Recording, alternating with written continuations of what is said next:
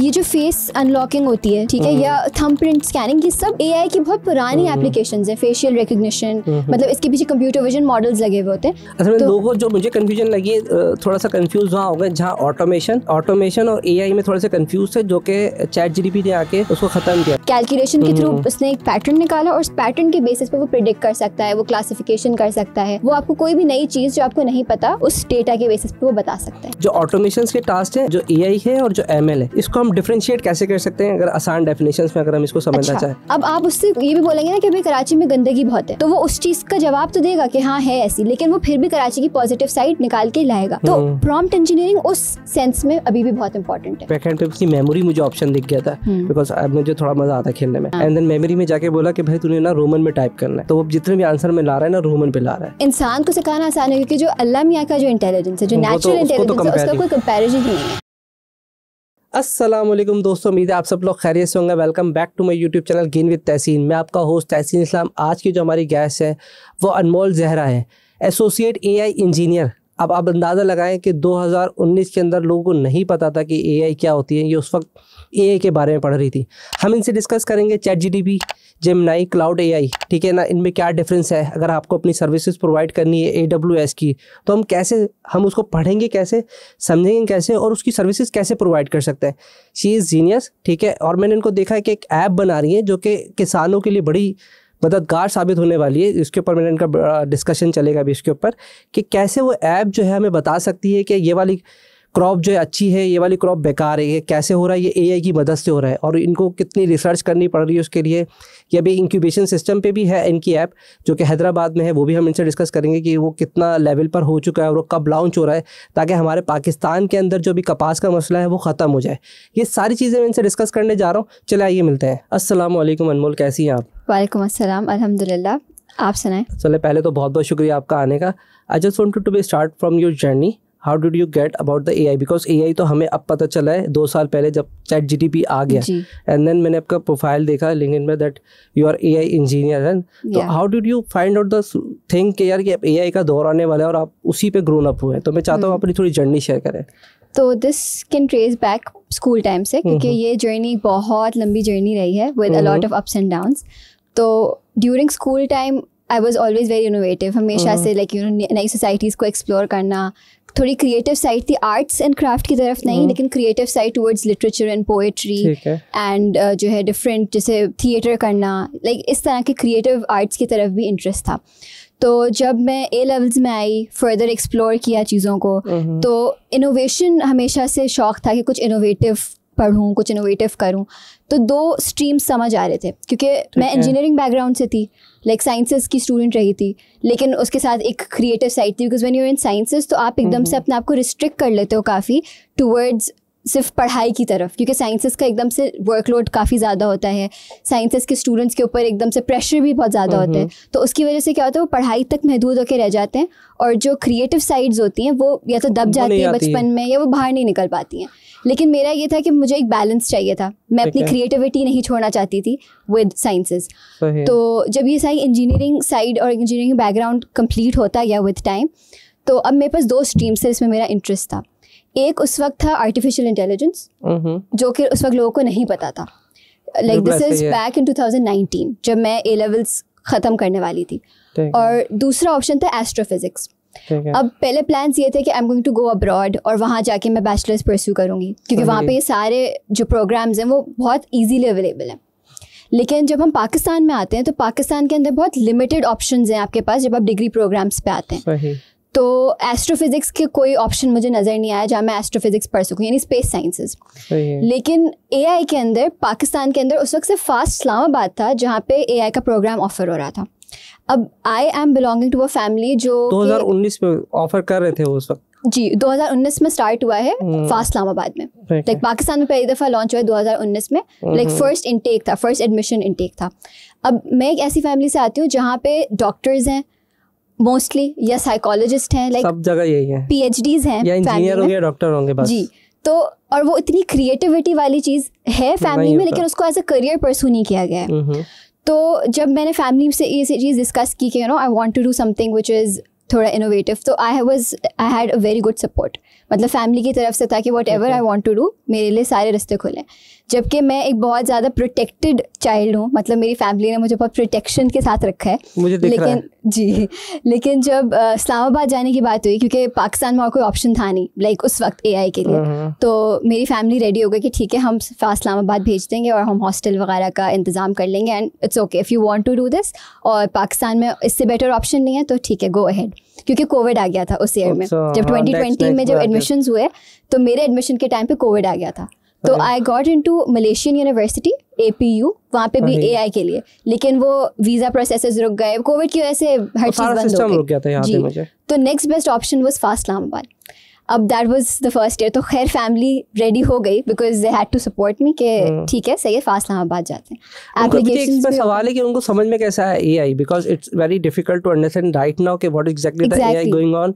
तो आपको उन्होंने कैसे, आपने उनको कैसे कन्विंस किया यहाँ पे थोड़ा सा जी, तो वो राजी हो गए, तो उनको आपने कुछ तो एक्सप्लेन किया होगा ना कि दैट्स हो, और जिस वक्त तो समझाना बहुत मुश्किल है कि क्या होगा क्योंकि समझ तो तब आया जब ChatGPT आया है 2022 के अंदर, आपने डिसीजन ले लिया 2019-20 के टाइम पे, तो 2 साल पहले आपने उनको समझाया कैसे कन्विंस किया, तो ये सबसे मुश्किल लग रहा है काम। अच्छा, इसमें सबसे आप प्रोटेक्टेड हैं उसको मैं प्रूव भी करता हूँ कि आप प्रोटेक्टेड चाइल्ड हैं, तो कैसे समझाया आपने उनको? सबसे पहले तो ये था कि बचपन से मुझे, बिकॉज मैं पढ़ाई में अच्छी रही हूँ, ठीक है, एक बैकग्राउंड था कि स्टूडियस रही, तो मेरे पेरेंट्स ने मुझे हमेशा ओपन हैंड दिया कि जो पढ़ना चाहती हो, जो करना चाहती हो करो।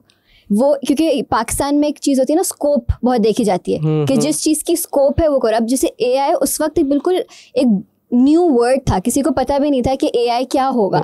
मतलब अगर मैं कभी, जब मैं फर्स्ट ईयर में भी थी, अगर मैं किसी को बताती थी कि मैं AI में बैचलर्स कर रही हूँ, तो कहते थे ये क्या साइबर वो है जो साइबर क्राइम और इस तरह की चीज़ों को जो देखते हैं, रोबोट का आइडिया, रोबोट होता है, रोबोट समझते थे, मैं भी कुछ उसको रोबोट ही समझता था। यहाँ तक कि मैं जब फर्स्ट ईयर में थी तो लोग मुझे कहते थे चलो हम तुम हमें रोबोट बना के दे दो। अब robotics is a part of AI, लेकिन वो इलेक्ट्रिकल इंजीनियरिंग की तरफ ज़्यादा है। ऐसा ही है। तो उस वक्त क्या हुआ, खैर इस्लामाबाद जाने का प्लान बन गया, सब कुछ हो गया। पेरेंट्स को कन्विंस करना इतना डिफिकल्ट नहीं था उस वक्त। I had my grandfather alive और मैं उनसे, मेरा एक बहुत स्पेशल बॉन्ड था। तो लाइक उन्होंने मुझे बचपन से हर चीज़ में बहुत ज़्यादा सपोर्ट किया है, और लाइक एक एक्स्ट्रा एक इमोशनल उनसे मेरा बॉन्ड था कि वो मुझे हर चीज़ में पुश करते थे। तो उनको एक्सप्लेन करना, लाइक वो एक एज ग्रुप में जो 70s वाले वो लोग हैं जिनको स्मार्टफोन नहीं समझ आता, तो उनको लेट अलोन मैं एक आर्टिफिशियल इंटेलिजेंस जैसा कॉन्सेप्ट कैसे समझाऊं। तो उस वक्त मैं एक बहुत सिंपल एग्जांपल देती थी उनको। मैं ये कहती थी, अच्छा उनके घर रूम में स्मार्ट टीवी था और उसके अंदर एक ऑप्शन था कि जैसे यूट्यूब के अंदर आप एक ऑडियो प्रॉम्प्ट दे दें तो वो चीज़ रीड करके वो वीडियो लग जाएगी। वो बच्चे भी आजकल यूज करते हैं। तो ये चीज़ उस वक्त 2020 वाले टाइम में ये चीज़ स्मार्ट टीवीज आ चुके थे, कॉमन थे। तो मैंने उनको इस तरह से समझाया, मैं कहा देखिए जैसे आपने इसको एक ऑडियो इनपुट दिया, आपने जो चीज़ बोली इसने समझी और लगा दी, तो इसके अंदर ये एक ह्यूमन ट्रेट है, एक इंटेलिजेंस, जो मतलब इंसान के अंदर जो सलाहियत होती है इंटेलिजेंस की, वो चीज़ इसके अंदर है। तो अगर इस तरह से आप समझें कि ये चीज़ आर्टिफिशियल है और इसके अंदर एक थोड़ा सा थिंकिंग का सेंस आ रहा है, तो ये एक आर्टिफिशियल इंटेलिजेंस की एप्लीकेशन है। उनको समझाने के लिए मैंने उसी चीज़ को जो उनके सराउंडिंग में थी उससे एक्सप्लेन किया। फिर अब फैमिली की साइड पे आए, क्योंकि वो लोग टेक्निकली थोड़े और एडवांस्ड हैं, तो उनको अब जैसे गूगल मैप्स, ये भी काफ़ी पुरानी चीज़ हो गई है। तो मैं ये कहती थी जैसे फॉर एग्जांपल गूगल मैप में अभी आपने एक रॉन्ग टर्न लिया, उसने एक फ़ौरन नया रास्ता बता दिया, लाइक एक थिंकिंग कैपेबिलिटी आ गई। ऑल्दो वो, अगर मैं मॉडर्न AI की बात करूँ तो that is not actually AI। नहीं वो नहीं है, लेकिन समझाने के लिए, क्योंकि आप किसी को कोई मॉडर्न टेक्नोलॉजी समझाना चाह रहे हैं और वो नॉन टेक्निकल बंदा है, तो आपको जो चीज़ उनके यूज़ में है आपको उसकी कॉरेस्पॉन्डिंगली एक्सप्लेन करना पड़ेगा। तो इस तरह से एक्सप्लेन किया। तो फैमिली में मेरे और जो बाकी जो मेरे चाचू वगैरह, क्योंकि वो लोग खुद PhD में और एकेडेमिया से बिलोंग करते हैं, तो उनको अंदाज़ा था कि आर्टिफिशियल इंटेलिजेंस है वो कंप्यूटर साइंस की फील्ड है एंड इमर्जिंग टेक्नोलॉजी, अभी लोगों को नहीं पता, लेकिन शायद वक्त के साथ हो जाए। लेकिन किसी को उस वक्त नहीं पता था कि इसका पोटेंशियल क्या होगा। यहाँ तक कि जब मैंने 2020 में स्टार्ट किया अपना, अच्छा लकीली कराची में 2020 में लॉन्च हो गया, फास्ट कराची लॉन्च्ड AI 2020 में। कोविड में तो 2020 में तो कोविड ही आ गया था। एग्जैक्टली। तो कोविड, ये कोविड के टाइम का ये कि वो आपको सारे प्रोटोकॉल्स फॉलो करने थे जब क्लासेस वगैरह शुरू हुई। तो 2020 में I started off with my university. अब उसमें मैं कर रही थी बैचलर्स इन आर्टिफिशियल इंटेलिजेंस। मैं भी ग्रेजुएट हुई हूँ रिसेंटली, एंड मैं फर्स्ट बैच हूँ कराची का जो AI में ग्रेजुएट हुआ है इन पाकिस्तान।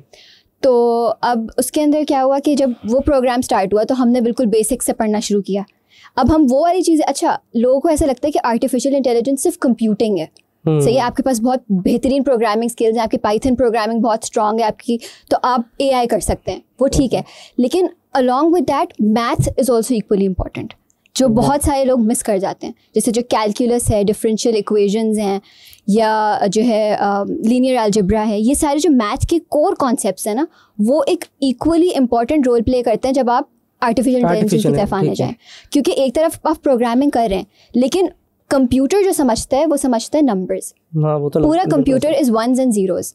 तो उस कंप्यूटर प्रोग्रामिंग के लिए, उस लॉजिक के लिए आपको मैथ की अंडरस्टैंडिंग होना, कॉन्सेप्ट्स होना, वो भी एक इम्पोर्टेंट। चलिए आपसे बात करके इतना तो समझ में आया कि जो मैंने बचपन में साइन थीटा कॉट थीटा पढ़ा था वो ये यहाँ यूटिलाइज होता है, बाकी जिंदगी में कहीं यूज नहीं होता। जी, क्योंकि लोग बोलते थे ना कि जो हमने फॉर्मूलाज पढ़ते हैं वो इस्तेमाल कहाँ होते हैं। तो आज उसका जवाब मिल गया मुझे। जी, मतलब जो बड़े अलग से निकालनी पड़ेगी कि भाई अगर ये जो आप पढ़ रहे हो ये इस्तेमाल होता है, अब इस्तेमाल होता है। हमने 9th क्लास में कॉस थीटा, साइन थीटा और वो अलजेब्रा आई थिंक था, तो याद भी नहीं इनकी प्रोनाउंसिएशंस भी राइट, तो वो यहाँ यूटिलाइज होता है सारा। जी, जो अब जैसे फॉर एग्जांपल जो ट्रिग्नोमेट्रिक फंक्शंस वगैरह होते थे, ये चीज उस वक्त बोलते थे कि या लॉगरिथमिक फंक्शंस होते थे, इसमें बोलते थे कि भाई इसका क्या यूज होगा, हम इंटर कर लेंगे, A लेवल्स मैट्रिक हो जाएगा, O लेवल्स हो जाएगा, तो ये यूज कहाँ होंगे। और बिकॉज इसकी पूरी रील्स भी था, एक पूरा इसका मीम भी बनी थी कोविड से पहले कि जो हमने 9th क्लास में पढ़ा ये यूज कहाँ होता है। वो अपने प्रोफेसर को फोन कर रहे हैं कि यार ये मैं जिंदगी में 50 साल का हो गया लेकिन आज तक मैंने साइन थीटा कॉस थीटा ये जो अलजेब्रा, आई थिंक अलजेब्रा कहते हैं ना उसको, अलजेब्रा है, ट्रिग्नोमेट्री, इसको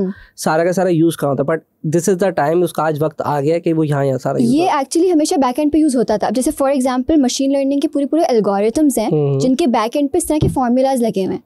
मतलब AI के पीछे भी मैथ है, ठीक है, पूरा कैलकुलेशन तो वही है ना, तो जो न्यूमेरिक वैल्यू पे चल रहा है। एग्जैक्टली। तो जो कैलकुलेशंस हो रही है उसके अंदर ये साइन कॉस टैन वाले फॉर्मूलाज या कोई भी मतलब बेसिकली पूरा मॉडल जो हम फंक्शन करते हैं ना, उसके पीछे there is a mathematical formula which is going on back end पे। तो ये जो सारे हम मैथ्स के कॉन्सेप्ट्स बचपन से पढ़ के आए होते हैं वो कहीं ना कहीं यूटिलाइज हो रहे होते हैं।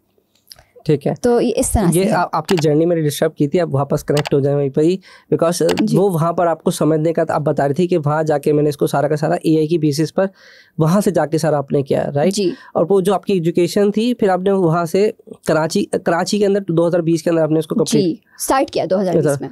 अभी जी नहीं अब बताएं। 2020 में स्टार्ट हुआ एंड ये 4 ईयर लॉन्ग प्रोग्राम होता है। तो उसके अंदर जब स्टार्ट हुआ तो पहले इनिशियल 2 साल ना लोगों को पता था कि AI क्या है, और ना लाइक अगर मैं किसी को बताती भी थी, जैसे होता है ना पाकिस्तानी माशरे में ज़रूर पूछते हैं कि और बेटा आप क्या कर रहे हैं। हाँ। तो उसके अंदर मैं बोलती थी जी मैं आर्टिफिशियल इंटेलिजेंस कर रही हूँ। तो अगर मैं 10 लोगों को बता रही हूँ उसमें से किसी एक को पता होगा कि आर्टिफिशियल इंटेलिजेंस शायद आइडिया हो, क्योंकि उनका कंप्यूटिंग का बैकग्राउंड रहा या टेक्नोलॉजी से कनेक्टेड रहे। लेकिन उसमें से 8 से 9 लोग ऐसे होंगे जो बिल्कुल ही बोलेंगे कि ये क्या है, इसके कोई स्कोप भी है पाकिस्तान में। ये तो अमेरिका वगैरह में समझ आता है, पाकिस्तान में कब से इस तरह के फील्ड्स आने लग गए पाकिस्तान में। यहाँ तक कि मैं आपको एक एक्सपीरियंस बताती हूँ, जब मैं अपने यूनिवर्सिटी के लिए जब मैं फील्ड्स सोचना चाह रही थी तो यहाँ पे एक एजुकेशनल कंसल्टेंसी है जिसके पास मैं गई थी काउंसलिंग करवाने, क्योंकि वो एक ऐसा टाइम था कि मैं खुद भी बहुत कन्फ्यूज़ थी और ये कोविड से बिल्कुल थोड़ा सा पहले के टाइम है। तो जब मैंने उनको बताया था कि मैं आर्टिफिशियल इंटेलिजेंस या एस्ट्रोफिजिक्स कंसिडर करना चाह रही हूँ और मतलब मुझे ऑप्शंस बताएं, तो पहला जुमला जो आया था पाकिस्तान तो ऐसी टेक्निकल फील्ड्स के लिए है ही नहीं। आप देखिए अमेरिका जाएं, वहाँ बच्चे सिमुलेशंस पे काम कर रहे होते हैं और वो तो हाई स्कूल लेवल से काम कर रहे होते हैं। तो पाकिस्तान में तो ये टेक्निकल अगर पढ़ाएंगे भी तो सिर्फ थ्योरी पढ़ा देंगे, पाकिस्तान में तो टेक्निकल फील्ड्स का फ्यूचर ही नहीं है। मतलब ये मुझे एक एजुकेशन कंसल्टेंसी बोल रही है, वो बता रहा है आपको, जो कि करियर काउंसलिंग है। इट्स देयर फॉर योर, उसको खुद भी नहीं पता ना बेचारे को। लेकिन फिर उसका एक बैक साइड भी आता है कि कंसल्टेंसीज का मकसद होता है टू सेंड यू अब्रॉड, तो उनके बिजनेस के अगेंस्ट भी होगा अगर आप लोकल यूनिवर्सिटीज़ का वो करेंगे। तो एक वो वाला एस्पेक्ट भी था। मतलब इस तरह के ओपिनियंस आते थे, या लोगों को बताऊं कि भाई मैं AI कर रही हूँ तो उनको ये था कि ये क्या है क्या? या ऐसा तो नहीं है कि वो जो इंटेलिजेंस वाले लोग होते हैं ये इंटेलिजेंस वाली चीज़ तो नहीं आ गई आखिरी का लास्ट वर्ड पकड़ के, राइट जी। या आर्टिफिशियल से कि आर्टिफिशियल में क्या आर्टिफिशियल है, मतलब किस तरह से ज्वेलरी तो नहीं समझते थे, मतलब लोग तो पता नहीं क्या AI उनके लिए बिल्कुल एक नई सी चीज़ थी कि किसी को समझ नहीं आता था कुछ भी। और मैं कोशिश भी करूँ, अच्छा अब मैं किसी प्रोजेक्ट से समझाऊँ तो उस प्रोजेक्ट को ले लेंगे मेन चीज़ कि अच्छा तुम ये होम इकोनॉमिक्स है, अच्छा ये एग्रीकल्चर है, जबकि वो एप्लीकेशन से समझाने की कोशिश करती थी। तो वो भी इशू आए। लेकिन फिर 2022 में आया ChatGPT, और ChatGPT भी इतना एडवांस नहीं था लेकिन उस वक्त बिल्कुल ट्रायल वर्जन था। और वो इनिशियली लॉन्च हुआ, पहले स्टूडेंट्स में कॉमन हुआ, फिर वो आहिस्ता आहिस्ता वो हर जगह फैलता गया। लेकिन चैट जीपीटी जब आया है तो तब शायद लोगों को अंदाजा हुआ कि एआई क्या है, जबकि एआई हम उससे बहुत पहले से इस्तेमाल कर रहे थे फोन्स के अंदर। एग्जैक्टली फोन्स के अंदर जो सीरी है, it was a chatbot system, ठीक है। या उसके अलावा फेस रिकग्निशन जो आपके फोन के अंदर जो फोन अनलॉक होता है, बेसिकली फेसबुक ने किया था, आई थिंक 2013 या 14 में उसने कर दिया था, उसको बंद करना पड़ा। ये जो फेस अनलॉकिंग होती है, ठीक है, या थंब प्रिंट स्कैनिंग, ये सब एआई की बहुत पुरानी एप्लीकेशंस हैं। फेशियल रिकग्निशन, मतलब इसके पीछे कंप्यूटर विजन मॉडल्स लगे हुए होते हैं, मगर ये सारी बहुत पुरानी एआई की एप्लीकेशंस हैं जो कि लोगों को पता नहीं था कि ये हम एआई यूज़ कर रहे हैं। असल में लोगों को जो मुझे कन्फ्यूजन लगी, थोड़ा सा कन्फ्यूज वहाँ हो गए जहाँ ऑटोमेशन और एआई में थोड़े से कंफ्यूज थे, जो कि चैट जीपीटी ने आके उसको ख़त्म किया। लोग कहते थे यार ये, जैसे मैं बहुत सारी पॉडकास्ट की उसमें कहते थे यार ये तो काम पहले भी होता था, तो what is the difference between. लेकिन जब चैट जीपीटी आया, जब उसने थॉट प्रोसेस स्टार्ट किया कि जब वो खुद काम करना शुरू किया, तो देन पीपल अंडरस्टैंड कि what exactly the automation and what exactly the AI क्या करता है, आपके प्रॉब्लम्स को सॉल्व करता है, बट ऑटोमेशन आपके प्रोसेसेस को, जो रिपीटेड प्रोसेसेस है उसको खत्म करता है, उनको स्ट्रीमलाइन कर देता है। मतलब मैनुअल ऑटोमेशन से बेसिकली क्या होता है, जितनी भी आपकी मैनुअल प्रोसेसेस हैं, जो रिपीटेटिव टास्क होते हैं, उनको आप ऑटोमेट कर देते हैं, तो वो कंप्यूटर आपके लिए कर रहा होता है, आप सिर्फ नए चीज़ों पर काम कर सकते हैं। एग्जैक्टली अभी भी रॉमर्स इसी तरह के लोग अभी तक डिफ्रेंशिएट नहीं कर पाते, but I want you know कि आप उसको एग्जैक्टली अगर कोई आपके पास आइडिया हो कैसे उसको एक्सप्लेन करते हैं। जो ऑटोमेशंस के टास्क हैं, जो एआई है और जो एमएल है, इसको हम डिफ्रेंशिएट कैसे कर सकते हैं अगर आसान डेफिनेशंस में अगर हम इसको समझना चाहें? अब इसके अंदर ये 3 अलग अलग चीज़ें, ठीक है। अब एआई जो है वो जैसे पहले कंप्यूटर साइंस एक ब्रॉड टर्म था, उसके अंडर आता था एआई और दूसरे like cyber security, software engineering, वो एक बड़ी अम्ब्रेला के अंदर आता था। अब एआई इटसेल्फ एक बड़ी अम्ब्रेला बन गई है जिसके अंडर फर्दर कैटेगरीज आती हैं।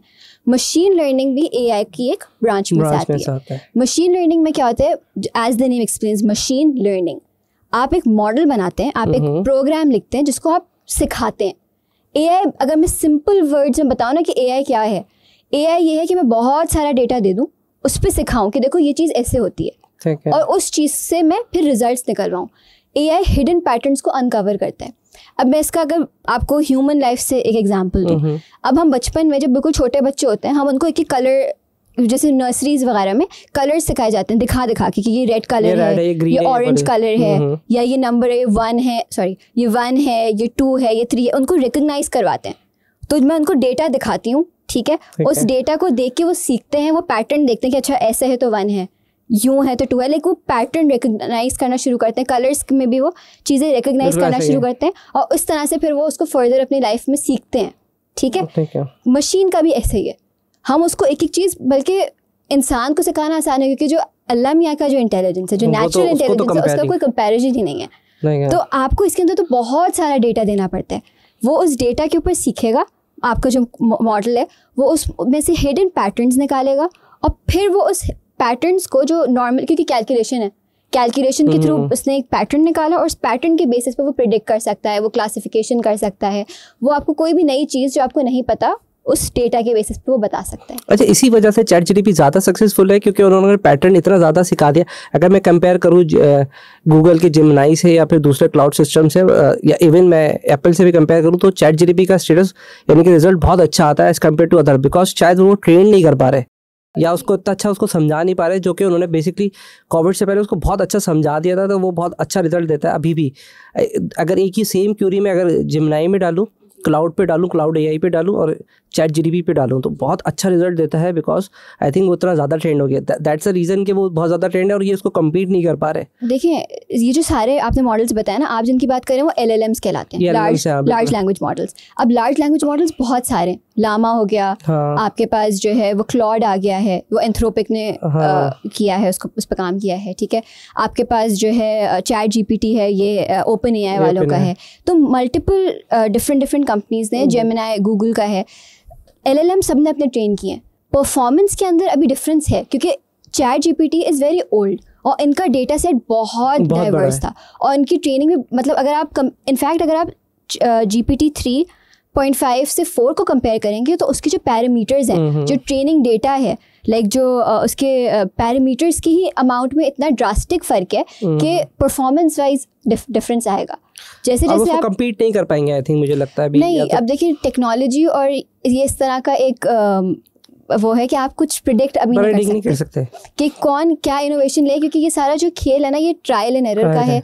और ये क्या जैसे पहले याहू था फिर हॉटमेल आया, उन सबको खत्म करके फिर देन गूगल आ गया। अब गूगल जो है since like the last so many years हम गूगल को कितना वाइडली यूज करते हैं, लेकिन अगर अब chat GPT searching capabilities Google वाली ला रहा है, तो अगर मुझे सारी चीजें एक ही जगह मिल जाएंगी तो मैं गूगल क्यों खोलूंगी, मैं डायरेक्ट चैट मुझे नहीं लगता, शायद मैंने 2-3 महीने में शायद गूगल भी ऑन किया है, क्योंकि जितना काम आपको अब वो गूगल खोलने में क्या प्रॉब्लम आता है कि उसमें आपको आंसर ढूंढना है और उसको समझना है। फिर दूसरा मसला लैंग्वेज का भी इशू है।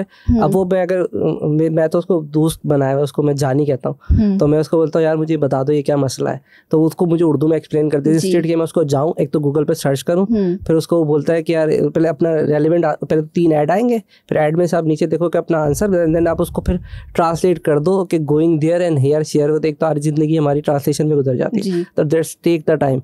इससे बेहतर आपको होता है कि आप उसको चैट जीपीटी पे डालें, वो उर्दू में बता देता है। इवन तो मैंने उसको भी आई डिड ट्राइड कि मैं उसके पीछे जाके बैकहैंड पे उसकी मेमोरी मुझे ऑप्शन दिख गया था, बिकॉज अब मुझे थोड़ा मजा आता है खेलने में। एंड देन मेमोरी में जाके बोला कि भाई तूने ना रोमन में टाइप करना है, तो वो जितने भी आंसर में ला रहा है ना रोमन पे ला रहा है। और इस स्टेट की आप अगर उसको थोड़ा सा और भी ट्रेन करें तो मेरे ख्याल से और भी अच्छा हो जाएगा। अच्छा, इसके अंदर जो आप ट्रेनिंग की बात करें वो ऑलरेडी वेल ट्रेंड है। इसमें आती है प्रॉम्प्ट इंजीनियरिंग।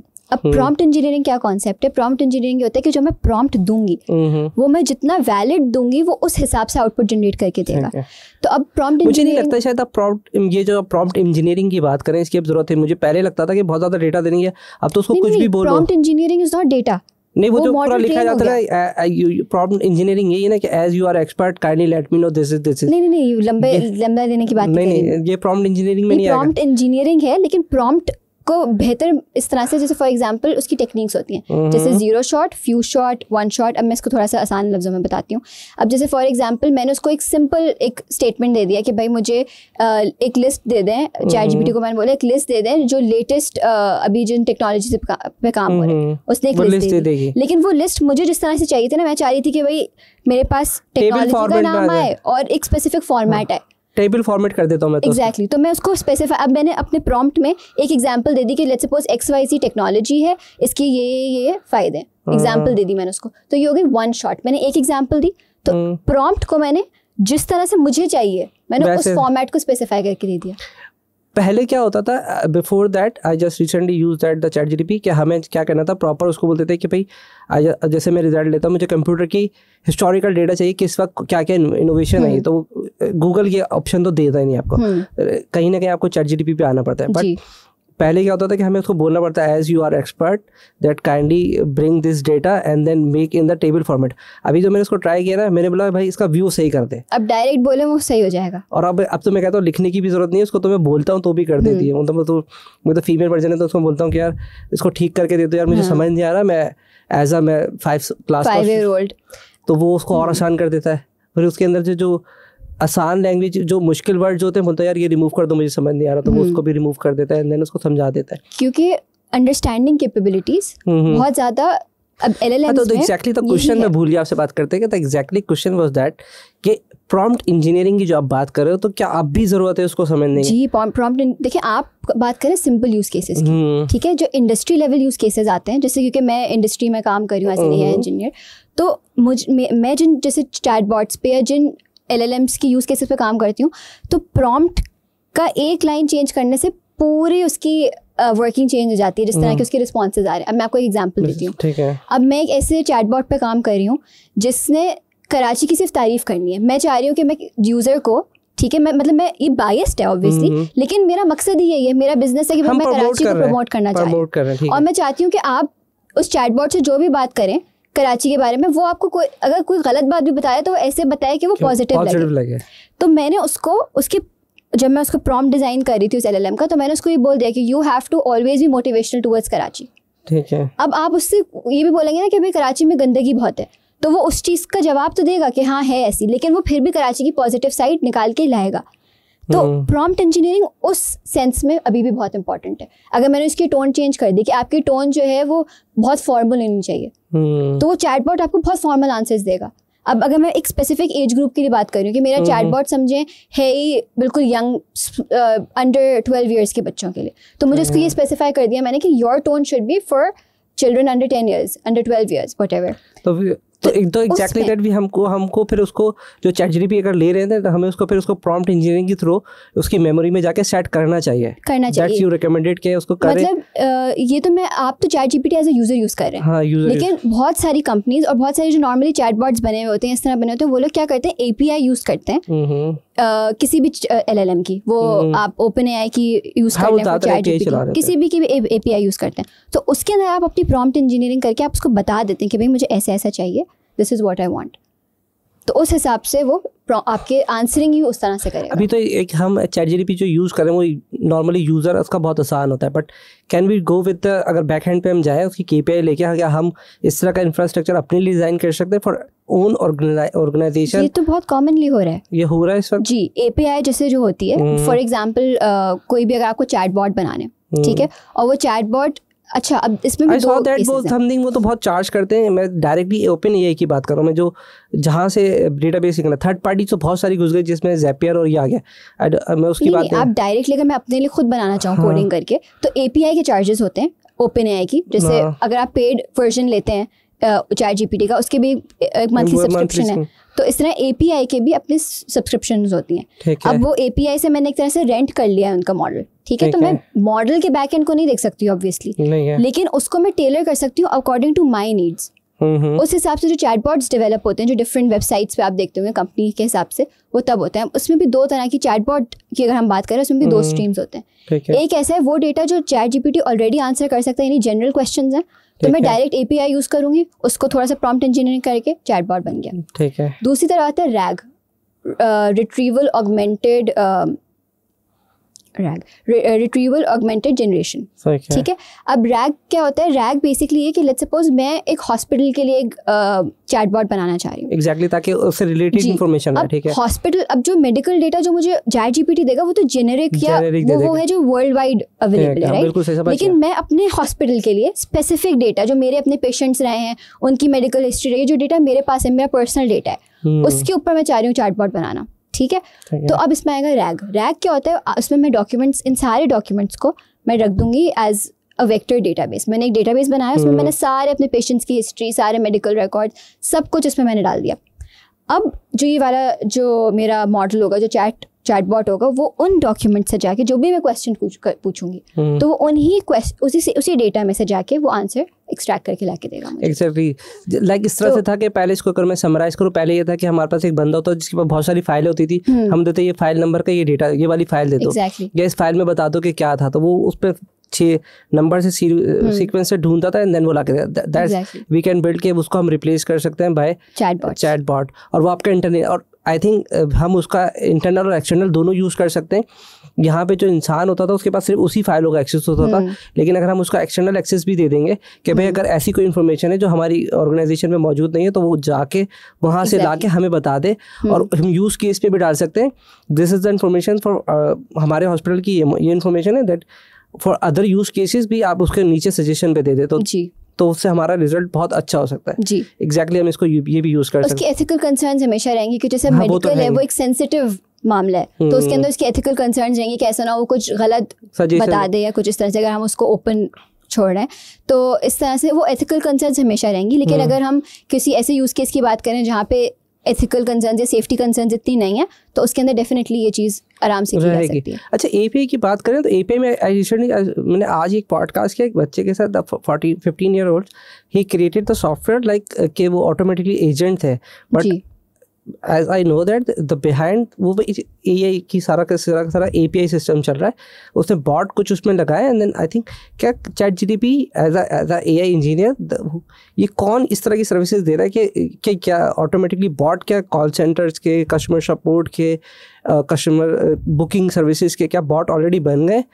ये तो ऑलरेडी बने हुए ये ChatGPT OpenAI दे रहा है या कोई और दे रहा है? नहीं, ये थर्ड पार्टीज भी देती हैं, और ये खुद कंपनीज भी बनाती हैं। जैसे फॉर एग्जांपल जो ऑनलाइन आपके लाइक जो इतने सारे सॉफ्टवेयर हाउसेज हैं जो AI डेवलपमेंट करते हैं, चैटबॉट डेवलपमेंट करते हैं, वो लोग खुद भी डेवलप करके दे रहे होते हैं। लाइक जैसे मैंने अपनी कंपनी में भी I have worked on a chatbot, जिसमें हमने खुद API, हमने एंथ्रोपिक का यूज़ किया था, उनका Claude 2.0, हमने उसके मॉडल की API ली, उसको थोड़ा सा टेलर किया as per our use case, and it was good to go. It's a good opportunity right now for the people in the Pakistan कि इस वक्त अगर वो API को ले ले और API लेके अपनी सर्विसेज शुरू कर दें, बिकॉज उसमें तो आपको कुछ करना ही नहीं है ना। पहले तो ये होता है कि आपको सॉफ्टवेयर बनाना है, जैसे अगर हम CRM की बात करें तो हमें डेवलपर्स चाहिए थे और बहुत ज़्यादा। इसमें तो सिर्फ आपको AI पे इंटीग्रेट करके एक अपना एक वेबसाइट का मतलब पूरा एक लेआउट बनाया एंड देन आप अपनी सर्विसेज को बेच सकते हैं। This is the opportunity I saw in the today कि यार ये तो बहुत ही बड़ा एक पूरा एक एरिया है जिस पे हम कम्युनिकेट कर सकते हैं कि आप किसी भी एरिया में एक्सपर्ट हैं, आप कस्टमर सपोर्ट में हैं, कॉल्स में हैं, ईमेल्स में हैं, कंटेंट राइटिंग में, whatever services you are providing, तो आपको इतना एफर्ट करने की ज़रूरत नहीं है। वहाँ से API लें, अपना बॉट क्रिएट करें एंड सर्विसेज स्टार्ट कर दें। Is it right? मेरा दिमाग जो चल रहा है सही चल रहा है? लेकिन इसके अलावा भी बहुत सारे, सिर्फ चैटबॉट नहीं, और भी बहुत सारे ऐसे यूज केसेस हैं जो आसानी से किए जा सकते हैं। मिसाल के तौर पर डिटेल में बताएं, बहुत चाहता हूँ, मेरा बड़ा इंटरेस्ट है कि कौन कौन सी सर्विसेज चल रही है। मैं आपको एग्जांपल देती हूँ कि AI किस तरह से किसी भी फील्ड में इंटीग्रेट हो सकती है। अच्छा, coming back to my journey to this, तो जब मैं AI के करती गई तो जब मैं फाइनल ईयर में आई तो हम it is very important to have a final year project. ये कंप्यूटिंग डिग्रीज की एक रिक्वायरमेंट होती है। अब वो एक आपको ऐसे चूज करना होता है जिसके साथ पूरा एक, अभी तक जो इतने प्रोजेक्ट्स आप करते हैं वो सेमेस्टर प्रोजेक्ट्स होते हैं, वो आप 2-3 हफ्ते में काम करके आप उसको रेडी करते हो। लेकिन जब आप फाइनल ईयर प्रोजेक्ट की बात करते हो तो वो एक ईयर लॉन्ग कमिटमेंट है, 2 सेमेस्टर्स तक चलता है और वो एक बड़ा प्रोजेक्ट है जो आप बनाते हो। और फास्ट में स्पेशली फोकस ये होता है कि आप इंडस्ट्री लेवल प्रोजेक्ट बनाओ, क्योंकि अब आप ग्रेजुएट होकर इंडस्ट्री में जाने वाले हो। तो उसके हिसाब से आई वॉज वेरी लकी कि I got a very good supervisor, और मैंने करना था एग्रीकल्चर में काम। तो मैंने जो अपना फाइनल ईयर प्रोजेक्ट चूज़ किया वो था AI इन एग्रीकल्चर। राइट। अब वो काम कैसे शुरू हुआ, उसके अंदर हमने पहले, अच्छा एग्रीकल्चर क्यों, क्योंकि Pakistan is an agro economic country, तो इसके अंदर सबसे ज़्यादा इम्पॉर्टेंट मुझे ये लगा कि इस चीज़ को भी हम टैप करें। अगर एग्रीकल्चर के अंदर टेक्नोलॉजी लाई जाए और AI जैसी इमर्जिंग टेक्नोलॉजी लाई जाए तो उसका एकदम से स्कोप बहुत ज़्यादा बढ़ जाएगा। सही। तो इसके अंदर क्या हुआ, जो सुपरवाइज़र थे उनका भी इसमें काफ़ी इंटरेस्ट था, और बाकी जो मेरे 2 ग्रुप मेंबर्स थे वो लोग भी रेडी थे, क्योंकि 3 लोगों का ग्रुप प्रोजेक्ट होता है और एक सुपरवाइज़र होते हैं। हम लोगों ने सारी प्लानिंग वगैरह कर ली, आइडियाज़ अप्रूव करवा दी, सब हो गया। अब जब हमने एक्चुअल काम शुरू किया तो पता चला जो हमने सोचा था ये तो वैसा है ही नहीं। अब हमारी प्रॉब्लम स्टेटमेंट क्या थी कि फॉर एग्जाम्पल जो क्रॉप्स हैं मेरे पास, मैं एक पिक्चर लूँ क्रॉप की और वो पिक्चर के थ्रू ही बता दे कि हेल्दी है या अनहेल्दी है, और इसके अंदर किस चीज़ की कमी है, क्या डालूंगी तो फसल इसकी इम्प्रूव हो जाएगी या क्या करने से और तबाह हो जाएगी, सिर्फ एक तस्वीर की बेसिस पे AI मुझे ये बता दे। ठीक है, अब ये पूरा हमें स्क्रैच से करना था। ऑनलाइन तो आसान है करना कि मैं ChatGPT को पूछ लूँ या उन सारे टूल से पूछ लूँ, लेकिन उसकी भी एक्यूरेसी उस वक्त तो ये था भी नहीं ना ChatGPT के। हम जी, ये मैं बात बता रही हूँ आपको 2023 की। ठीक है, ये सब ChatGPT आ चुका था उस वक्त, लेकिन ये एप्लीकेशन की मैं बात कर रही हूँ। अब AI के अंदर सबसे चीज़ इंपॉर्टेंट होती है डेटा। अब मुझे जो डेटा सेट्स मिल रहे हैं वो बाहर के हैं, पाकिस्तान का डेटा सेट ये चैलेंज है, और मुझे काम करना है पाकिस्तान में। अब ऐसा नहीं हो सकता कि मैं बाहर की फसलों की पिक्चर्स लेके मॉडल ट्रेन करूँ और फिर पाकिस्तान में टेस्टिंग करूँ, वो नहीं हो सकता, क्योंकि पाकिस्तान की फसलें हम थोड़ा पीछे भी हैं मॉडर्न एग्रीकल्चर से। तो उस हिसाब से हमें अपनी लोकल प्रॉब्लम सॉल्व करनी थी। तो हमने डिसाइड किया हम कॉटन के ऊपर काम करेंगे। अब जाहिर है क्योंकि इतने सारे क्रॉप्स में से आपको अपनी, क्योंकि हम स्टूडेंट्स थे तो हमें एक स्पेसिफिक स्कोप चूज़ करनी थी, हमने कॉटन डिसाइड किया। अब कॉटन की नियरेस्ट फील्ड, क्योंकि हम सिंध के रीजन में, सबसे नियरेस्ट फील्ड हमें मिली सकरान में, जो कि सिंध और बलूचिस्तान की बॉर्डर में आती है। अब हम खुद एज स्टूडेंट्स वहाँ, हमारी टीम गई, हमने खुद जाके पिक्चर्स ली हैं पूरी फसल की, हमने एक जो हमें लीव्स की पिक्चर्स चाहिए थी, हमने खुद अपना डेटा सेट बनाया तकरीबन 2000 इमेजेस का। अब 2000 इमेजेस की हमने खुद कलेक्शन की और वो सारी तस्वीरें कलेक्ट करके हमने समर्स में किया था, क्योंकि अगस्त से हमारा सेमेस्टर शुरू होना था। तो हम जून जुलाई वाले टाइम में जाके, और कॉटन की 3 स्टेजेस होती हैं कि जब बिल्कुल सीड लगाया जाए, फिर जब वो थोड़ा ग्रो होना शुरू हो जाए, फिर जब फसल कटने के लिए तैयार हो, तो हमने वो 3 ड्राइव्स की थी जाके सकरान में, और हमने अपना डेटा कलेक्ट किया। अब सबसे पहली प्रॉब्लम तो ये थी डेटा अवेलेबल नहीं था, जिसका हमें पहले हमें अंदाज़ा नहीं था कि डेटा अवेलेबल नहीं होगा। अब हमने डेटा तो कलेक्ट कर लिया, 2000 इमेजेस। अब हम तस्वीर दें उसको, लेकिन उसको पता ही नहीं चल रहा कि इसमें से पत्ते कौन से हैं, क्योंकि यहाँ पे मतलब तस्वीरें जो ली हमने खुद ली हैं, वो कोई प्रोफेशनली तो पिक्चर्स हैं नहीं। अब हमने की एनोटेशन। अब 2000 पिक्चर्स की 3 लोगों ने बैठ के, क्योंकि हम स्टूडेंट्स थे और स्टूडेंट्स खुद ही करते हैं सारा काम, हमने बैठ के एनोटेशन की। एनोटेशन का मतलब है कि जैसे एक मेरे पास तस्वीर है, उसमें मेरे पास 8-9 पत्ते आ रहे हैं, एक एक पत्ते को मैं लेबल करूँगी और मैं बताऊँगी कि ये हेल्दी है, ये अनहेल्दी है, ये हेल्दी है, ये अनहेल्दी है। एनोटेशन की हमने, और फिर हमने ट्रेनिंग शुरू की, और ट्रेनिंग में भी हमने कोई 7-8 डिफरेंट मॉडल्स को खुद ट्रेन किया और उसमें से फिर कंपेयर किया, जिसकी बेस्ट एक्यूरेसी आई हमने वो लिया। अब ये एक पार्ट था प्रोजेक्ट का। दूसरा पार्ट आया जिसके अंदर अच्छा हमने ये हो गया कि भाई ये तो आसान है कि अगर ऐप हो तो किसान तस्वीर लेगा अपने फ़ोन से, वो बता पता चल जाएगा, ठीक है, ये तो आसान है। और उसको उर्दू में भी करना कोई मुश्किल बात नहीं है कि उसमें उर्दू में लिखा हुआ आ जाए। अब ये वाली चीज़ हो गई। अब हमने कहा एक और इसमें होना चाहिए, वो था कि एक डैशबोर्ड बनाया हमने कि जो डिफरेंट पेस्ट होते हैं, क्योंकि कॉटन जो है ना वो पेस्ट लविंग क्रॉप है, उस पर बहुत आसानी से कीड़ा लगता है और हमने तस्वीरें ऊपर से ली हुई हैं। कॉटन की क्रॉप पे जो कीड़ा लगता है वो नीचे से लगता है, ठीक है। अब उसको वो एक और चैलेंज आया, फिर हमने उसके ऊपर फर्दर रिसर्च की कि और क्या तरीके हैं जिससे हम कर सकते हैं, तो पता चला सॉइल एनहांसमेंट।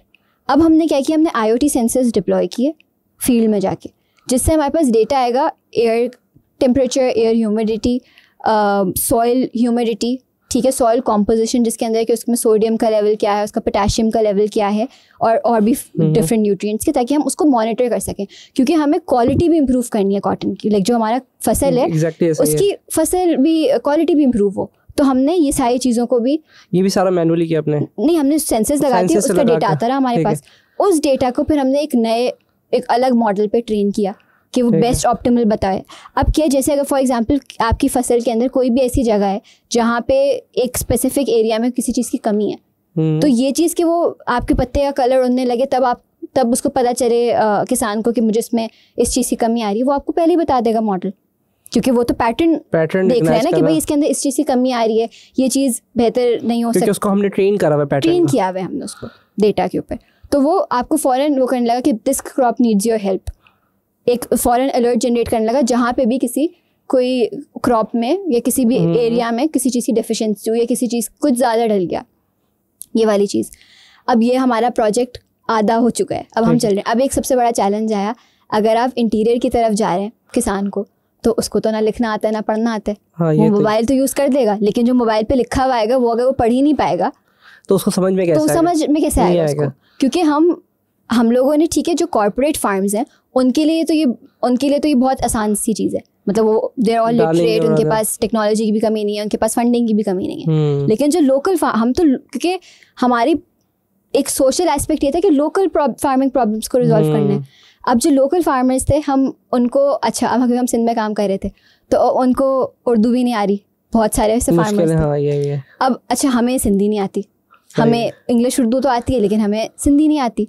तो अब हमने अपने प्रोफेसर से डिस्कस किया कि अब क्या किया जाए, अब कैसे उनको करें, क्योंकि अब अगर उनको पढ़ना ही नहीं आता, अगर हम सिंधी में भी ट्रांसलेट कर दें तो अगर वो रीड ही नहीं कर सकते तो फ़ायदा क्या होगा हमारी ऐप का।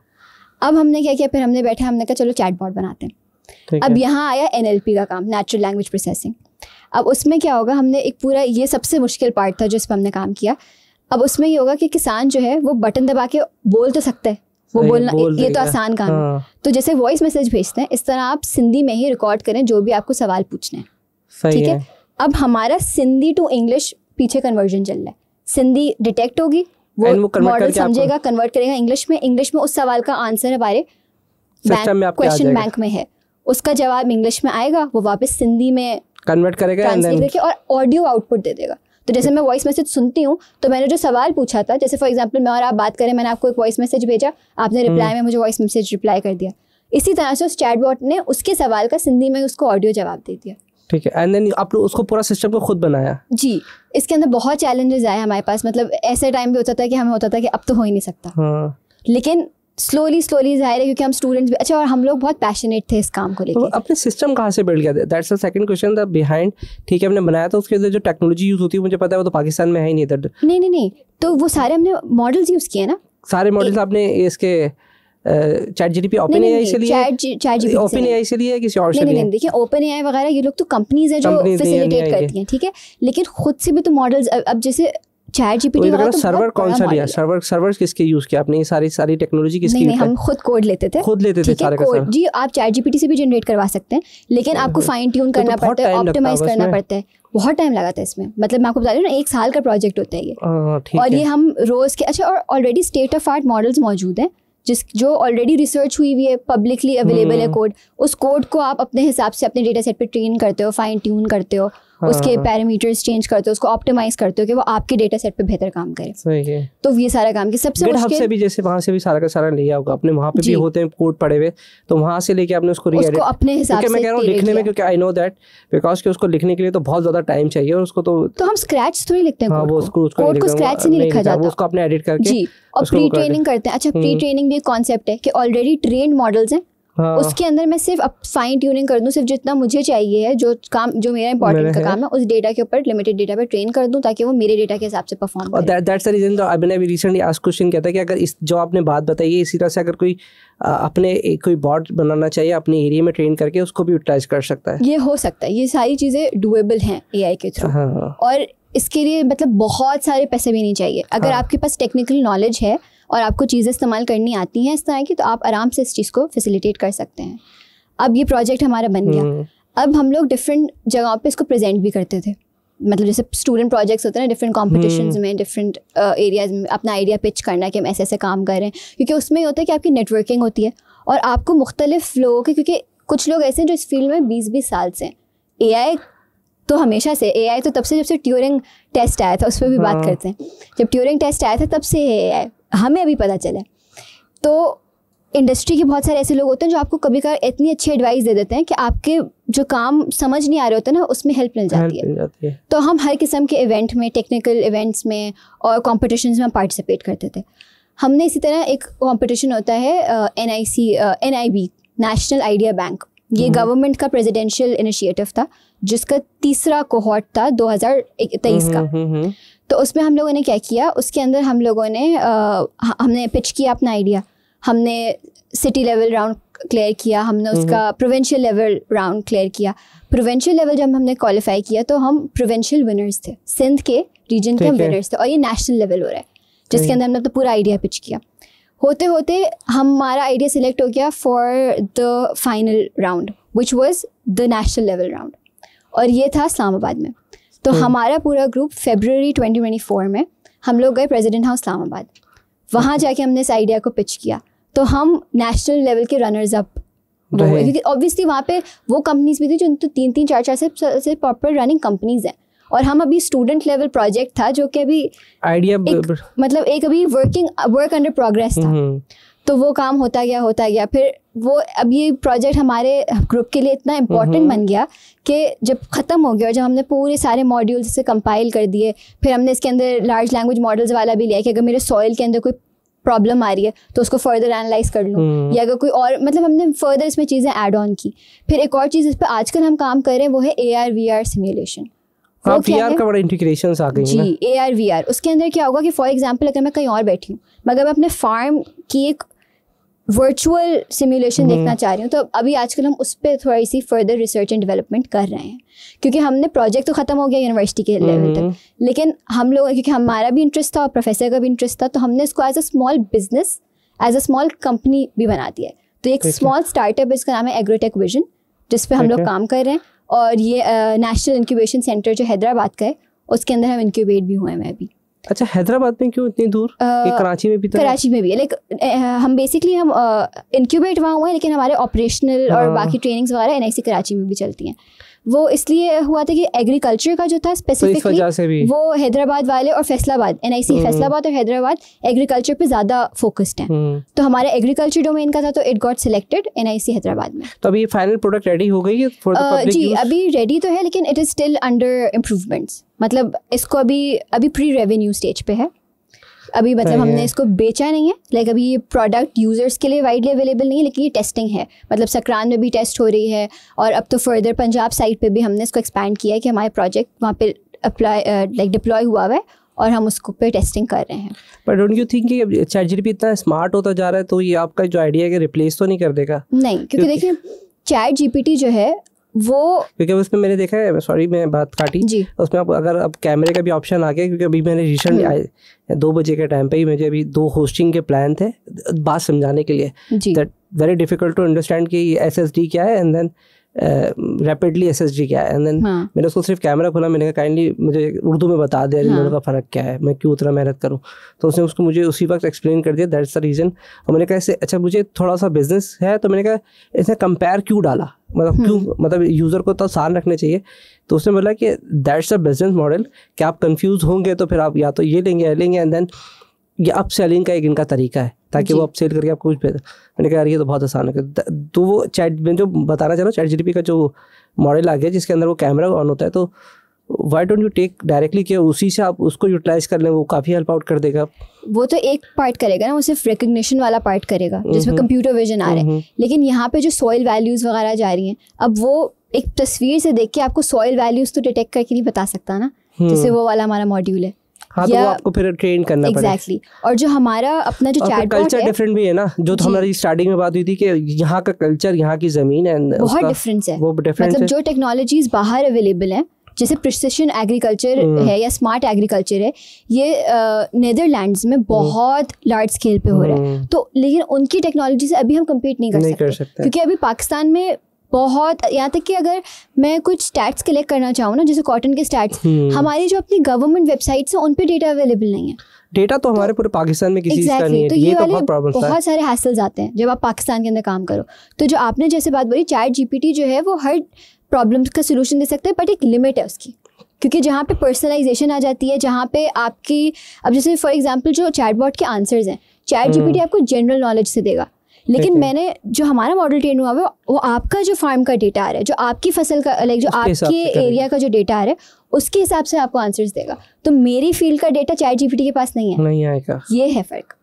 तो इस तरह के जो पर्सनलाइज्ड यूज केसेस होते हैं ना, उसके ऊपर इस तरह के मॉडल्स काम करते हैं। कोई जेनेरिक आंसर है तो वो तो ChatGPT दे देगा, उसमें मेरा सोल्यूशन क्यों लेगा। अच्छा अनमोल, मैंने आपका जब प्रोफाइल देखा देन आई सो दैट कि अभी तो अब AI की बात कर रहे हैं, बट उसमें आपने AWS में भी आपका था, उसमें सर्टिफाइड थी। It's a very difficult, I did tried but मैं सक्सेसफुल नहीं हो सका। दैट्स द रीज़न दैट मैंने आपको सेलेक्ट किया। और वो उस पर सर्टिफिकेट लगा हुआ था, एंड देन उसका इससे क्या कनेक्शन है AWS का? AWS we are using for the AWS to storage the files, because हमारा डेटाबेस इन सिस्टम, हम उसको ग्लेशियर समझने में उस वक्त मुश्किल हुआ था, ग्लेशियर में डाल देते हैं, and then because we don't need it, तो हमें उसका पे नहीं पकड़ना पड़ता था। व्हाट एग्जैक्टली दैट, क्या आप उसका आपके प्रोफाइल में क्या रीज़न है, and then what exactly AWS भी थोड़ा सा एक्सप्लेन करें कि द पीपल आर हेयर जो कि जिनको नहीं आइडिया, तो वो उनको आइडिया हो जाए कि बेसिकली AWS है भी क्या। अच्छा, तो AWS जो है वो एक क्लाउड प्लेटफॉर्म है। Amazon web, AWS stands for Amazon web services. Amazon web services एक क्लाउड प्लेटफॉर्म है। उन्होंने क्या किया कि जैसे फॉर एग्जांपल जो हार्डवेयर वाली नीड्स होती थी ना, जैसे फॉर एग्जांपल कोई कंपनी सेटअप करनी है, तो उनको अब हाई कंप्यूटेशन के लिए किसी सॉफ्टवेयर हाउस को बड़े बड़े GPUs की ज़रूरत है या हाई कंप्यूट पावर की ज़रूरत है, तो उस सबको AWS वाले ले गए रिमोट कि आप अच्छा, अब अगर फॉर एग्जांपल मैं एक कंपनी के लिए अपने बड़े बड़े GPUs खरीदती हूँ, लेकिन मेरा इस्तेमाल उसका साल में सिर्फ 4 महीने का है, लेकिन ख़रीदना तो मुझे पूरी कॉस्ट देनी पड़ रही है, यूटिलाइजेशन में सिर्फ 4 महीने की है, तो इसकी वजह से एक तरह से मैं लॉस में रह रही हूँ।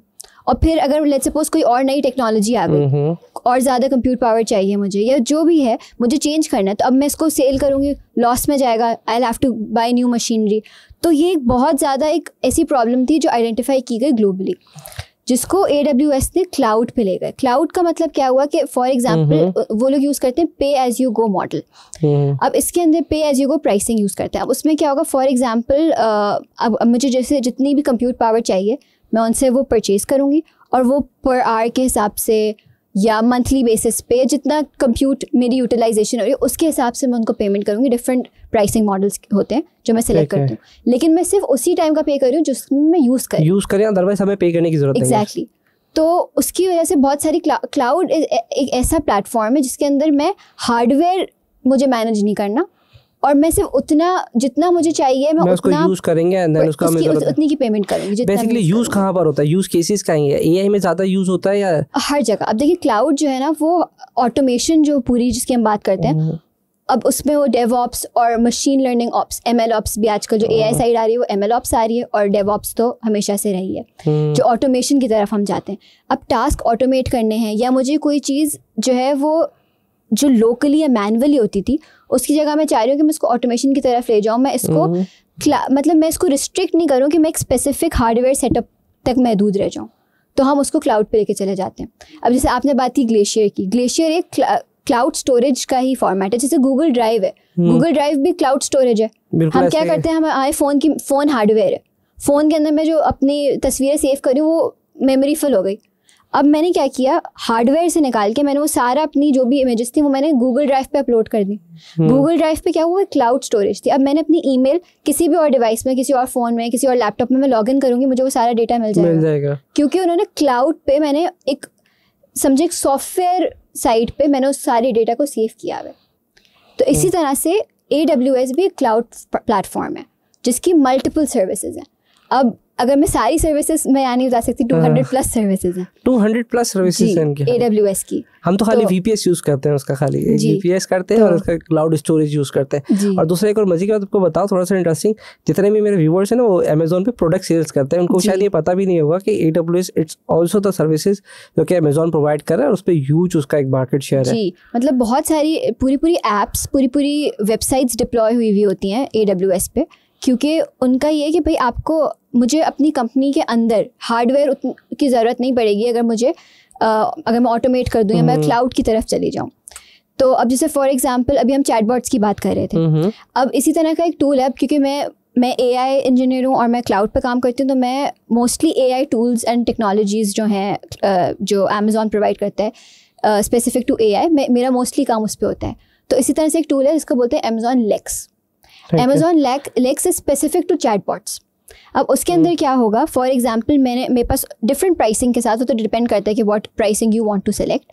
मेरे पास सारे मॉडल्स आ रहे हैं, ठीक है, उनके पास ChatGPT भी है, OpenAI का, लाइक GPT 3, ये दोनों उनके पास है, ये सारे उनके पास APIs अवेलेबल हैं। आपको सिर्फ सेलेक्ट करना है उस मॉडल को और फिर उसको हम टेलर कर सकते हैं। एंथ्रोपिक का आपको क्लॉड मिल जाएगा, लामा मिल जाएगा आपको मेटा का, उसके अलावा आपको जो है जेमिनाई वगैरह, जितने भी जितने LLM अमेज़न के पास कहाँ से आ गए ये? उन्होंने परचेज किए होंगे, मतलब obviously you are paying them, but उनका बैकएंड पे होगा, लाइक आपके लिए वो यूजिंग लाइक यूजर फ्रेंडली करके उन्होंने आराम से करके दे दिया। यही तो ऑटोमेशन हो गई है कि जो काम मुझे बाय स्क्रैच करना पड़ता है उसमें इतना टाइम लगाना पड़ता है कि मैं खुद मॉडल सेलेक्ट करूँ, फिर देखूँ कि इसकी परफॉर्मेंस बेटर आ रही है, फिर मैं जाके उसकी API परचेज करूँ OpenAI से या एंथ्रोपिक से, मेटा से, जिससे भी उनकी API परचेज करूँ, पर खुद उसमें बैठ के मैं देखूँ कि भाई इसको किस तरह इम्प्रूव करना है, ऑप्टिमाइज करना है, वो सारा काम क्लाउड ऑटोमेट हो गया ना। तो अब मेरे पास सिर्फ एक ड्रॉप डाउन मेन्यू है, उसमें से मैंने सेलेक्ट किया कि मुझे ये मॉडल है, उसमें मैंने थोड़ी सी टेस्टिंग की।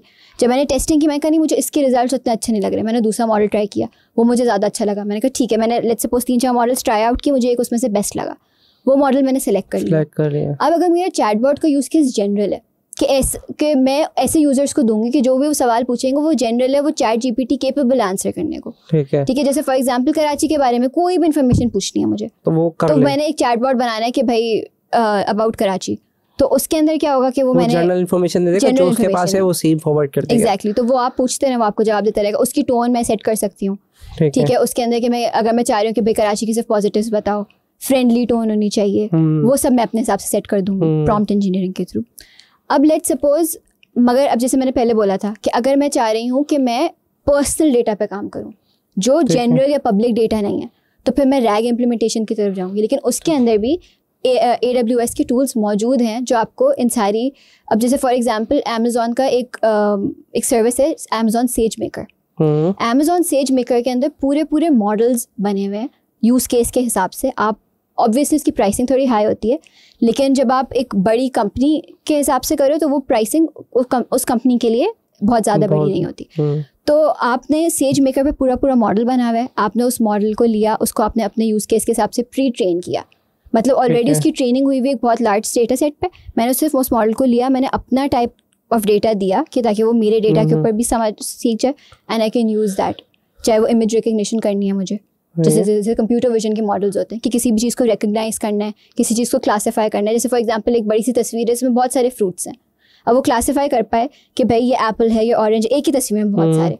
या जैसे एक बहुत आम सा यूज़ केस है जो ट्रैफिक लाइक रोड्स पे जो होता है, रोड सिक्योरिटी के लिए कि कैमरा लगा हुआ है, उसमें एक लाइव फुटेज आ रही है डिफरेंट व्हीकल्स की, तो वो रिकग्नाइज कर पा रहे हैं कि ये वाली व्हीकल है, ये वाली व्हीकल है।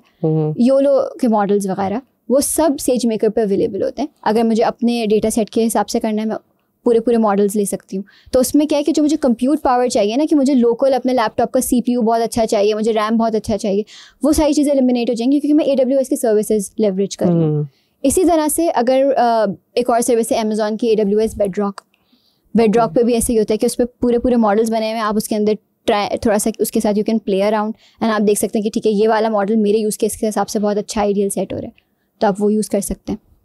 उसके अलावा जैसे AWS है क्लाउड प्लेटफॉर्म, इसी तरह 2 और लाइक कंपेटिटर्स हैं। डिजिटल ओशन की बात करेंगे, एक वो भी इसके साथ है और अलीबाबा का भी अपने क्लाउड सिस्टम आ गया है। जी, इनके तो हैं, लेकिन जो सबसे टॉप पे हैं वो है AWS Amazon web services, GCP Google cloud platform, वो गूगल वालों का है, एंड इसी तरह माइक्रोसॉफ्ट का माइक्रोसॉफ्ट एज्योर। ये थर्ड टॉप प्रायोरिटी ये बिल्कुल, ये आप गूगल, अमेजॉन एंड माइक्रोसॉफ्ट, ये तो ऑलरेडी 3 जायंट्स है ना, तो ये इनकी अपने अपने क्लाउड प्लेटफॉर्म्स हैं और इनकी सब अपनी सर्विसेज प्रोवाइड कर रहे हैं। तो क्योंकि मेरा काम मोस्टली AWS पे है तो मुझे इनकी सर्विसेज की ज़्यादा बेटर नॉलेज है, लेकिन यही सारे काम लाइक AI की सर्विसेज, ऑटोमेशन की सर्विसेज, ये सब तीनों क्लाउड प्लेटफॉर्म्स बहुत वाइड रेंज में ऑफर करते हैं।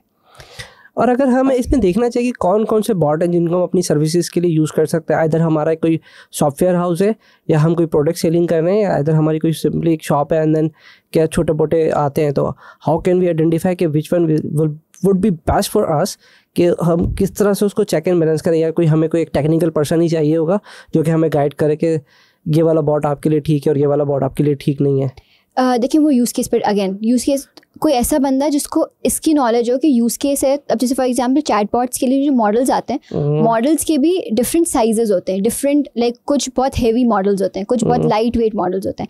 तो आपका यूज़ केस कितना है, आपको कितना इंपॉर्टेंट काम है जो आप करवा रहे हैं। अगर बेसिक सी इन्फॉर्मेशन है तो मैं कोई भी छोटा मॉडल यूज़ कर सकती हूँ जिसकी प्राइसिंग भी कम हो, जिसको यूज़ करना भी आसान हो और जिसकी ट्रेनिंग वगैरह में मुझे बहुत ज़्यादा टाइम ना लगे, तो वो बहुत आसानी से डिप्लॉय हो जाएगा।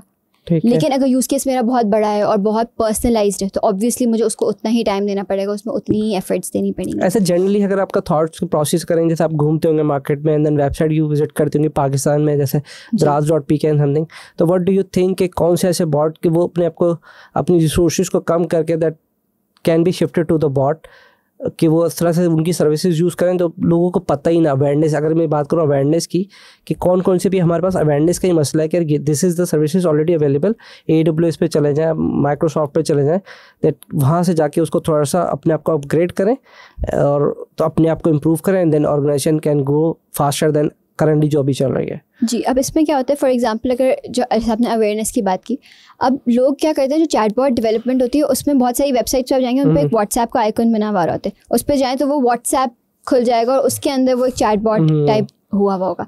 अब वो क्या होता है, वो थोड़ा सा एक ऐड ऑन हो जाता है और उसकी एक्यूरेसी भी उतनी अच्छी नहीं होती। उसमें ये होता है कि आपको एक ड्रॉप डाउन मेन्यू दे देंगे कि ये वाला नंबर प्रेस करें, आपको ये इन्फॉर्मेशन चाहिए, ये नंबर प्रेस करें, तो वो एक इतना इंटरैक्टिव चैटबॉट नहीं है। अगर मेरा कोई क्वेश्चन है जो उस मेन्यू में ही नहीं है तो I will not gate my query answer, other में जाके फिर उसको लिखना पड़ता है। एग्जैक्टली, और उसमें भी फिर वो आंसर प्रॉपर नहीं आते। तो जैसे इस तरह की जो जितनी कंपनीज हैं, क्योंकि चैटबॉट ऐसे कि मेजॉरिटी जो हमारी ई-कॉमर्स वेबसाइट्स हैं उनको चैटबॉट की ज़रूरत पड़ती है, या एटलीस्ट ऐसा है कि अगर वो चैटबॉट डेवलप करेंगे या इंटीग्रेट करेंगे तो उनके लिए यूज़फुल होगा।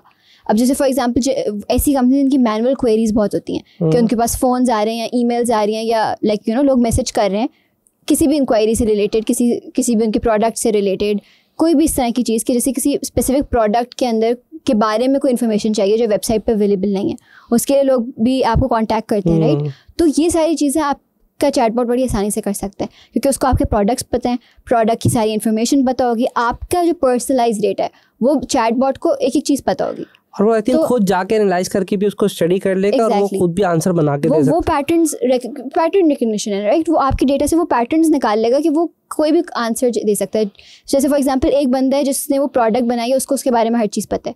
अगर वही सारी इन्फॉर्मेशन मैंने एज अ डेटा दे दी है टू द मॉडल, तो मॉडल भी वो चीज़ें आंसर कर सकता है उस डेटा को स्टडी करके। अच्छा, एज अ बिजनेस स्किल पे बात करें तो हम इसकी सर्विसेज भी दे सकते हैं, राइट। अगर हम थोड़ा सा स्टडी करें तो हमें कितना क्या पूरा डेवलपिंग का पूरा सिस्टम समझना पड़ेगा या आपकी तरह AI इंजीनियर बनना पड़ेगा, या सिंपली अगर कोई एक देखिए टेक्निकल नॉलेज होना तो ज़रूरी होती है। जैसे फॉर एग्जांपल ये कितना बेसिक इन्फॉर्मेशन चाहिए होगी तकरीबन, इतना होना चाहिए कि एक अंडरस्टैंडिंग हो कि क्योंकि जैसे मॉडल सिर्फ अप्लाई नहीं करना होता, आपको ये भी समझ आना चाहिए कि जो मॉडल के पीछे जो बैक जो बेसिकली जो बैकग्राउंड में काम हो रहा है उसकी अंडरस्टैंडिंग आपको होनी चाहिए। वरना मतलब इसमें ये होगा कि अगर कोई सीखना चाहे या कोई इस चीज़ को एज ए बिजनेस बनाना चाहे तो, और अगर लेट्स सपोज बिल्कुल भी टेक्निकल बैकग्राउंड से नहीं है बट इंटरेस्ट है, तो आई थिंक अगर आप 6 to 8 months इस पे लगाएं to learn about it, to see के AI के क्या कॉन्सेप्ट्स होते हैं, AI की एप्लीकेशंस कैसे होती हैं और क्या क्या टूल्स अवेलेबल हैं। हर टूल के ऊपर यूट्यूब ट्यूटोरियल्स मौजूद हैं, फ्री रिसोर्सेज ऑनलाइन मौजूद हैं कि मतलब अब मैं समझती हूँ कि किसी को अगर कोई नया टूल सीखना है तो वो अब इशू नहीं रहा, क्योंकि यूट्यूब के ऊपर पूरे कोर्सेज मिल जाएंगे आपको। आप ChatGPT से बोल सकते हो। कैसे सर्च कैसे करेंगे, क्या क्यूरी क्या लगेगी यूट्यूब पे भी तो? अच्छा, अब जैसे फॉर एग्जांपल मुझे Amazon Lex का ही सीखना है कि भाई मैं Amazon Lex के ऊपर कैसे एक चैटबॉट डेवलप करूँ, तो मैं उसके अंदर रखूँगी Amazon Lex tutorials for chatbot development. ये मैंने लिख दिया। अब वो मुझे इतनी सारी डिफरेंट जिन लोगों ने वीडियोज़ बनाई हुई हैं वो आ जाएंगी। अब ऑब्वियसली वो आपको खुद सेलेक्ट करना पड़ेगा कौन सी आपको ज़्यादा बेटर समझ आती है। आप वो वीडियो देखें, उसके अंदर स्टेप बाय स्टेप गाइड्स भी होती हैं। तो अब क्या होता है, इस तरह की चीज़ों से आप बहुत आसानी से सीख सकते हैं। और एक दफ़ा आपने क्योंकि देखिए ऐसा नहीं हो सकता कि कोई एक हफ्ते में सीख के इस तरफ आ सके, क्योंकि ये एक learning is a long process. तो अगर आप डेडिकेशन से इसमें if you put some months into learning the system, तो आई थिंक अगर किसी के पास 1 साल की भी टेक्निकल नॉलेज हो जाए और वो टूल्स के ऊपर अपने आप को मजबूत कर ले, तो आई थिंक कि आराम से हो सकता है। और इसमें एक बिजनेस अपॉर्चुनिटी बहुत आसानी से निकल सकती है, क्योंकि अभी पाकिस्तान में इस चीज़ की कमी है। तो मैं ये तो कह रहा हूँ आप खुद भी शुरू कर सकते हो। जब आपको सारी चीज़ें पता है तो आप एक इतना कॉम्प्लिकेशन सिस्टम पे चलेगा जिसमें भी इनोवेशन चल रही है, एक बॉट की सर्विसेज ई-कॉमर्स वालों को इनको देना शुरू करें, देन आपकी तो अर्निंग 2 मिनट में स्टार्ट हो सकती है। जी, मैं तो ये सोच रहा हूँ कि अगर मैं होता तो फ़ौरन पहले बोलता कि पैसे कैसे कमाना शुरू करते। जी, वो सारी चीज़ें तो ठीक है, लेकिन चैटबॉट में एज सच इनोवेशन नहीं है, क्योंकि ये एक ऐसा काम है जो अच्छा इंटरनेशनली तो ये बहुत कॉमन है। मतलब एक चैटबॉट डेवलपमेंट, अगर जैसे मैं एक अच्छी टेक्निकल यूनिवर्सिटी की बात करूँ तो उसके 3rd ईयर के बच्चे भी बना रहे होते हैं अपने प्रोजेक्ट्स में। मतलब अगर मैं चैटबॉट की बात करूँ तो it's not a rocket science project. वो तो आपने वहाँ से AWS की API ली एंड देन उसको अपने हिसाब से ट्रेन किया, देन वो ऑटोमेटिकली आपका चल रहा है। वो तो अगर मैं कोई क्लाउड सर्विस ना भी यूज़ करूँ, अगर मैं एक सिंपल चैटबॉट भी बनाना चाहूँ सिर्फ कोडिंग करके, तो वो 2nd ईयर 3rd ईयर के बच्चे कोड करके कर लेते हैं आराम से। मतलब chatbot is not the rocket science है। चैटबॉट डेवलपमेंट अगर कोई सीखना चाह रहा है या किसी का इंटरेस्ट है तो वो बहुत आसानी से इन टूल्स को सीखा जा सकता है। You just need the right dedication and passion. And what exactly your company trying to achieve, कि वो एक हमारी जो मुल्क के अंदर एक प्रॉब्लम है जो किसानों को है, कि वो उसको आप रिजॉल्व करके एक ऐप के थ्रू उसको रिजॉल्व करना चाहते हैं। बेसिकली 2 मेन ऑब्जेक्टिव्स हैं। एक तो जो फसल ज़ाया हो जाती है उसको ज़ाया होने से बचाना है। किस तरह से पहले से ही पता चल जाएगा कि ये कमियां आ रही हैं फसल में, तो हम इससे पहले कि मामला ख़राब हो पहले ही उसको बचा लिया जाए। और दूसरी चीज़ की जो ऑलरेडी हमारी क्वालिटी है क्रॉप की, उस क्वालिटी से बेहतर क्वालिटी कैसे हो सकती है, क्योंकि अब क्वालिटी किस तरह से इम्प्रूव होती है कि या तो उसके सॉइल में कोई कमी है, या कोई ऐसा एक्सटर्नल फैक्टर है कि मैं कोई फर्टिलाइज़र सही नहीं डाल रही, या अगर पेस्ट का जो स्प्रे होता है, ठीक है, जो पेस्टिसाइड्स डाले जाते हैं वो या तो इतने ज़्यादा डाल दिए या इतने कम डाल दिए इसकी वजह से फसल ख़राब हो रही है या उसकी क्वालिटी ख़राब हो रही है। तो क्योंकि कॉटन के अंदर पाकिस्तान के अंदर जितना लैंड है उसके आधे से भी कम है जिस पे हो रही है। आपके पास डेटा है कितना हमारे पास लैंड है, कितना हमारे पास ज़ाया? इसके कॉटिस्टिक्स की वेबसाइट है पाकिस्तान की अपनी, जिसके अंदर हमें डेटा मिलता है स्टैटिस्टिक्स। तो उसके अंदर 2020 में कोविड ईयर था, उसके अंदर एकदम से शार्प डिक्लाइन आया था। अराउंड 40% आपका डाउन गई थी आपकी क्रॉप प्रोडक्शन कॉटन की। उसके बाद 2022 में जो है सिंध रीजन में स्पेसिफिकली सैलाब आ गया था। 2021-2022 वाले टाइम में फसल तबाह हो गई, उसमें एकदम से एक और शार्प डिक्लाइन आया। तो जो समझे 2017-18 में जो हमारी प्रोडक्शन चल रही थी वो एकदम से 40%, फिर उससे मज़ीद 50%, तो अराउंड 55 to 60% डिक्लाइन आया था कॉटन की प्रोडक्शन में, जिसकी वजह से हमने कहा अच्छा कॉटन हमारा कैश क्रॉप में आता है। जब हम लोग क्रॉप सेलेक्ट कर रहे थे तो हमारे पास वीट, राइस, कॉटन, ये सारे मल्टीपल, अब तो हम राइस और वीट पे भी एक्सपैंड कर रहे हैं, लेकिन इनिशियली हमने कॉटन इससे सेलेक्ट किया था, ये कॉटन एक कैश क्रॉप है। तो हम ये चाह रहे थे कि एटलीस्ट हमारी कॉटन की क्वालिटी। कैश काउ तो सुना है, कैश क्रॉप मतलब कि कैश क्रॉप का मतलब ये कि वो क्रॉप जो है ना वो अगर उसको लाइक कमर्शियल बेनिफिट बहुत है उस क्रॉप का, क्योंकि कॉटन जो है वो तो आपकी इंडस्ट्रीज में आगे यूज़ होता है, राइट। तो कॉटन का उस हिसाब से बहुत ज़्यादा लाइक अब जैसे वीट और राइस है वो तो खाने में सबसे ज़्यादा इस्तेमाल होता है, लेकिन कॉटन कैश क्रॉप में इसलिए आ जाता है कि वो इकोनॉमिकली कमर्शियल मार्केट बहुत ज़्यादा है कॉटन की। इसलिए हमने कॉटन सबसे पहले सिलेक्ट किया था, क्योंकि हमारा ये है कि एटलीस्ट अगर हमारी इम्पोर्ट कम हो जाए, एक्सपोर्ट करने में तो अभी हमें टाइम लगेगा क्योंकि हम सेल्फ सस्टेनिंग हो जाए पहले पाकिस्तान, फिर हम, क्योंकि अभी हम इम्पोर्ट इतना करते हैं कि इतना हम प्रोड्यूस नहीं कर रहे जितना हम इम्पोर्ट कर रहे हैं बाहर से अपनी लोकल नीड्स पूरी करने के लिए। तो हमारा एक सबसे बड़ा ऑब्जेक्टिव ये था कि क्वालिटी हमारी अच्छी हो जाए क्रॉप की और हम लोकल नीड्स कम से कम पूरी कर पाएँ ताकि इम्पोर्ट्स कम हो और हम सेल्फ सफिशिएंट हो सके। अच्छा अनमोल, मैं जो बात कर रहा था कि व्हाट डू यू थिंक कि ऐसा पॉसिबिलिटी है कि जो आपकी ऐप बन रही है कि ये हमारी जो भी इंपोर्ट है उसके ऊपर ओवरराइड कर देगा डेटाबेस अकॉर्डिंग, बिकॉज हम ऐप तो बना लेंगे पर अगर हमारा वो सस्टेनेबल मॉडल ही नहीं आता, यानी कि हमारी इंपोर्ट ज़्यादा है और आपकी ऐप बनाने के बाद भी अगर वो किसान भी ट्रेन हो गया, देन क्या पॉसिबिलिटी है कि हमारी इंपोर्ट्स कम हो जाएगी उसके बाद? कि कितना रेशो मैथमेटिकल कैलकुलेशन की है आपने उसके ऊपर अभी तक? देखिए इस पे हमने हमारा जो अभी हम, क्योंकि this is work under progress, तो हमारा एम ये है कि अगर हम फॉर एग्जांपल लोगों को इस चीज़ की नो एंड हाउ होने लगे, अगर किसानों के अंदर ये हमारा जो सोल्यूशन है वो अगर हम गवर्नमेंट के साथ कोलैबोरेट करके इस चीज़ को नॉर्मलाइज कर दें कि ये चीज़ हर जगह इंप्लीमेंट होने लगे और इसकी मॉनिटरिंग की जाए कि हम इसको देख रहे हैं कि वाकई फसल में इंप्रूवमेंट आ रही है या नहीं, और अगर इंप्रूवमेंट आ रही है तो प्रोडक्शन कितनी ऊपर गई। अगर ये चीज़ मॉनिटर होने लगे और आहिस्ता आहिस्ता करके ये सारी चीज़ लाइक यू नो एक रीजन से दूसरे रीजन में एक्सपैंड होता जाए और प्रोडक्शन हमारी बढ़ जाए, तो ऑटोमेटिकली जब प्रोडक्शन बढ़ेगी तो हमारी खुद की जो नीड्स हैं, लोकल नीड्स हैं, वो फुलफिल होंगी। तो जब लोकल नीड्स पूरी हो रही होंगी तो हमारी इंपोर्ट्स ऑटोमेटिकली नीचे आएंगी। तो अकॉर्डिंग टू दिस ऐप, अगर आपके डेटा के मुताबिक, तो ऐसा पॉसिबिलिटी लगती है, प्रेडिक्शन आपने की है उसके ऊपर डेटाबेस निकाल के? नहीं, अभी हमने इस पे प्रेडिक्शन नहीं की है कि कितना टाइम लगेगा। बिकॉज आपका फ्यूचर में प्लान तो होगा ना शार्क टैंक में जाने का, तो ये सारे सवाल करेंगे कितना पैसा कमा लोगे, कितने पैसे लग गए और कि फ्यूचर में क्या प्लान है, तो ये सब आपको करना पड़ेगा। इनफैक्ट अभी शार्क टैंक की जैसे बात की आपने, तो हमारे ही एक और प्रोजेक्ट था लाइक जो मेरे सुपरवाइजर उनके साथ, क्योंकि बहुत सारे स्टूडेंट प्रोजेक्ट्स हैं जब स्टार्टअप्स में कन्वर्ट हो रहे हैं, तो उनका भी प्रोजेक्ट शार्क टैंक में गया और उसको मिली है अभी रिसेंटली, अभी लास्ट। क्या नाम क्या था इसका? Animal passport. अच्छा, उमैर भाई तो मेरे साथ आके बैठे हैं। जी उमैद भाई के जो सुपरवाइजर हैं वो ही मेरे सुपरवाइजर हैं। हाँ, वो मेरे साथ पॉडकास्ट करके जा चुके हैं उमैर भाई, देखा आपने उनका पॉडकास्ट में आई थिंक उनके साथ मैंने कोई 2.5-3 घंटे की पॉडकास्ट की थी, वो बहुत बड़ी पॉडकास्ट थी उनके साथ। तो वो तो खुद PhD स्कॉलर हैं, वो फास्ट से PhD कर रहे हैं। आई एम नॉट श्योर कि उनको ज़रूरत तो नहीं थी, आई थिंक मेरे ख्याल फेम के चक्कर बोलना नहीं चाहिए, ऐसा लगा नहीं, उनको फंडिंग भी मिली है। फंडिंग तो मिली, फंड का उनको ज़रूरत नहीं लगती थी मुझे। मतलब आई एम नॉट श्योर कि the people don't need the funny, पर मुझे ऐसा लगता है कि वो जा रहे हैं कि फंड चला जाता है, थोड़ा सा पैसा वैसा आ जाएगा। बट एक और चीज़ ये भी होती है कि जैसे जो लोग इस तरफ से, अब जैसे हम लोग आ रहे हैं तो हम एकेडेमिया से आ रहे हैं, ठीक है, एकेडेमिया वाले लोग हैं और टेक्नोलॉजी वाले लोग हैं, तो जो बिजनेस वाला साइड आता है ना, वहाँ थोड़ा सा लैकिंग होती है कि इसको हमने एक प्रोडक्ट तो तैयार कर लिया, लेकिन इसको बिजनेस कैसे कन्वर्ट करें, उस चीज़ में जैसे अभी हम लोग खुद भी स्ट्रगल कर रहे हैं एज स्टूडेंट्स, क्योंकि हम टेक्निकली साउंड है, हमें टेक्निकल नॉलेज है जो हमने प्रोडक्ट बनाया उसका। वो तो मुझे भी आइडिया हो गया बात करके कि आपका बिजनेस मॉडल बिल्कुल परफेक्ट नहीं। दैट्स व्हाई मैंने आपको कहा कि अब कैसे जाएंगे शार्क टैंक में, बिकॉज आपने सब कुछ तो बना लिया। इन द एंड हम जो भी काम कर रहे होते हैं, अगर हम पढ़ रहे हैं, कोई भी प्रोडक्ट बना रहे हैं, तो ऑब्जेक्टिव इज मनी। आइदर क्या आपको फायदा हो, ठीक है, आपको फायदा नहीं तो आपके मुल्क को फायदा हो जाए, आपके रिश्तेदारों को फायदा हो, बट समथिंग किसी को तो फायदा हो ना। और मॉनेटरी बेनिफिट तो किसी भी बिजनेस का लाइक। मैं कोई स्टोरी से बताता हूँ। रिसेंटली एक दोस्त था मेरा, उसने पूरा प्रोजेक्ट बना दिया था। उसने तकरीबन 1000 लोगों को सिखाना शुरू कर दिया कि भाई मैं 1000 स्टूडेंट को सिखाऊंगा एंड समथिंग। ही डिसाइडेड कि यार बिफोर लॉन्चिंग दैट मैं किसी अच्छे बंदे से डिस्कस करता हूँ। तो उसने गोरा लिया, एक गोरे से बोला कि भाई मैंने 1000 लोगों को सिखा रहा हूँ, क्या मुल्क में चेंजेस आ जाएंगी उसकी वजह से? भाई 1000 स्टूडेंट को हर महीने सिखाएगा, 1 करोड़ रुपये का उसका बजट है महीने का।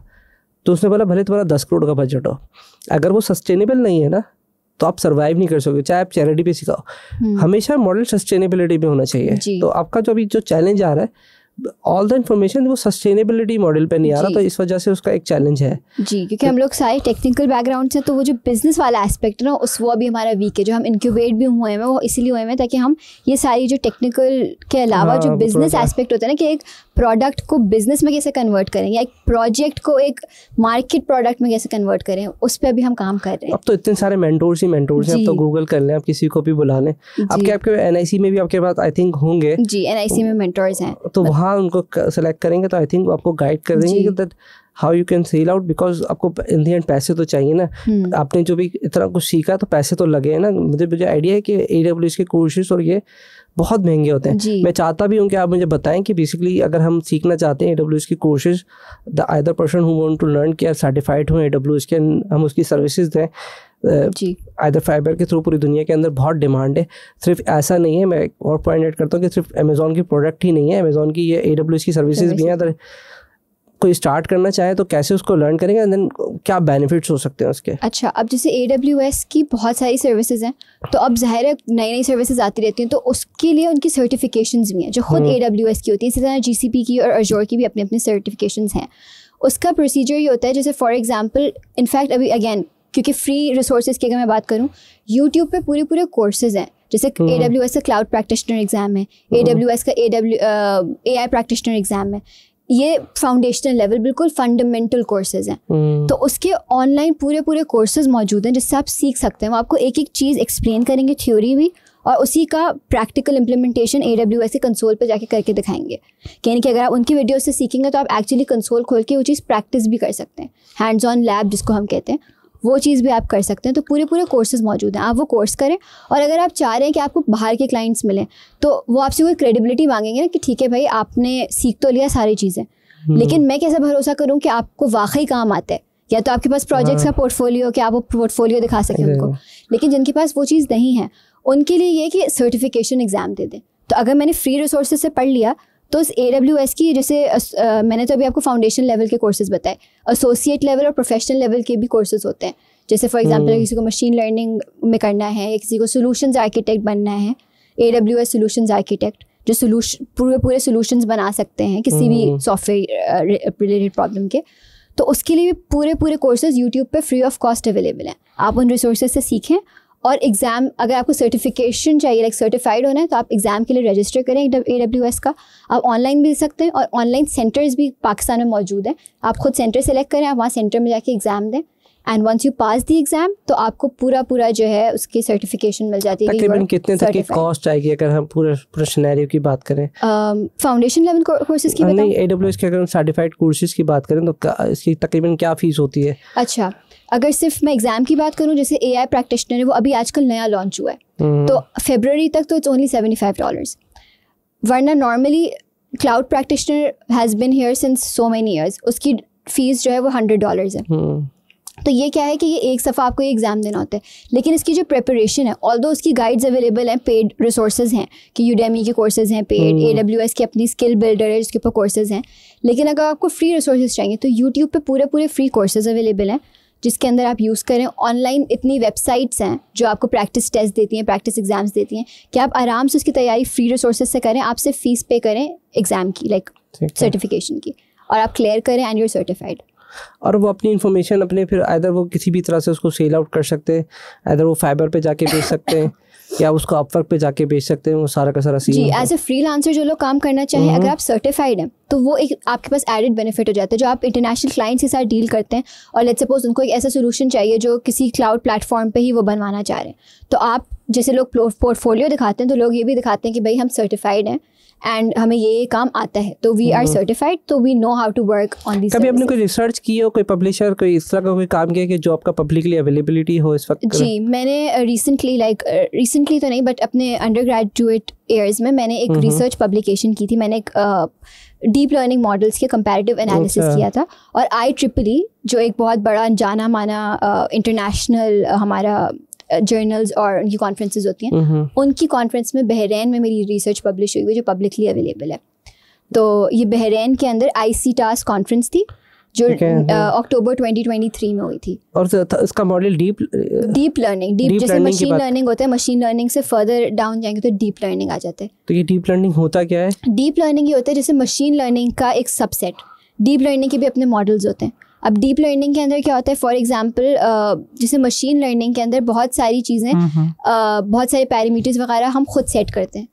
डीप लर्निंग के अंदर और मज़ीद एडवांस्ड है वो, ठीक है। तो डीप लर्निंग के मॉडल्स हमने यूज़ किए थे ऑन वेदर डेटा सेट, और हमने उसका कंपैरेटिव एनालिसिस किया था कि कौन से मॉडल की ज़्यादा अच्छी परफॉर्मेंस है। तो उस रिसर्च के ऊपर, क्योंकि वो भी हमने पाकिस्तान की रिसर्च की थी, तो ये पाकिस्तान में रिसर्च हुई भी नहीं थी उस डोमेन में, तो कंपैरेटिव एनालिसिस हमने डीप लर्निंग मॉडल्स का किया था जो बहरीन के अंदर पब्लिश हुआ है। अच्छा, अभी अगर हम फाइनल नोट की तरफ जाएं, जनरल अवेयरनेस पाकिस्तान के अंदर एंड इंटरनेशनली, क्या ऐसे आपको लगता है कि अब मिसकॉन्सेप्शंस अभी इस वक्त करंटली डेवलप हुआ है in terms of AI engineer as a chat GDP, मतलब एलएलएम है, ठीक है, डीप लर्निंग है, क्लाउड सिस्टम है, ऑटोमेशंस है, इन पूरे एरिया के अंदर क्या ऐसा आपको लगता है कि जो लोगों को अभी उसको गलत समझते हैं, उसको सही से समझ नहीं पाते, that we wanted to be discuss यार, कि थोड़ा सा उनका एक अवेयरनेस आ जाए। अब जैसे एक सबसे कॉमन चीज़ कि एआई जॉब्स खत्म कर देगा, हाँ, या एआई हमें रिप्लेस कर देगा, तो वो मैं इस तरह से इसको लूँगी। देखिए, जैसे जैसे एडवांसमेंट होती जा रही है, जॉब्स जहाँ ख़त्म हो रही है वहाँ नई क्रिएट भी हो रही हैं।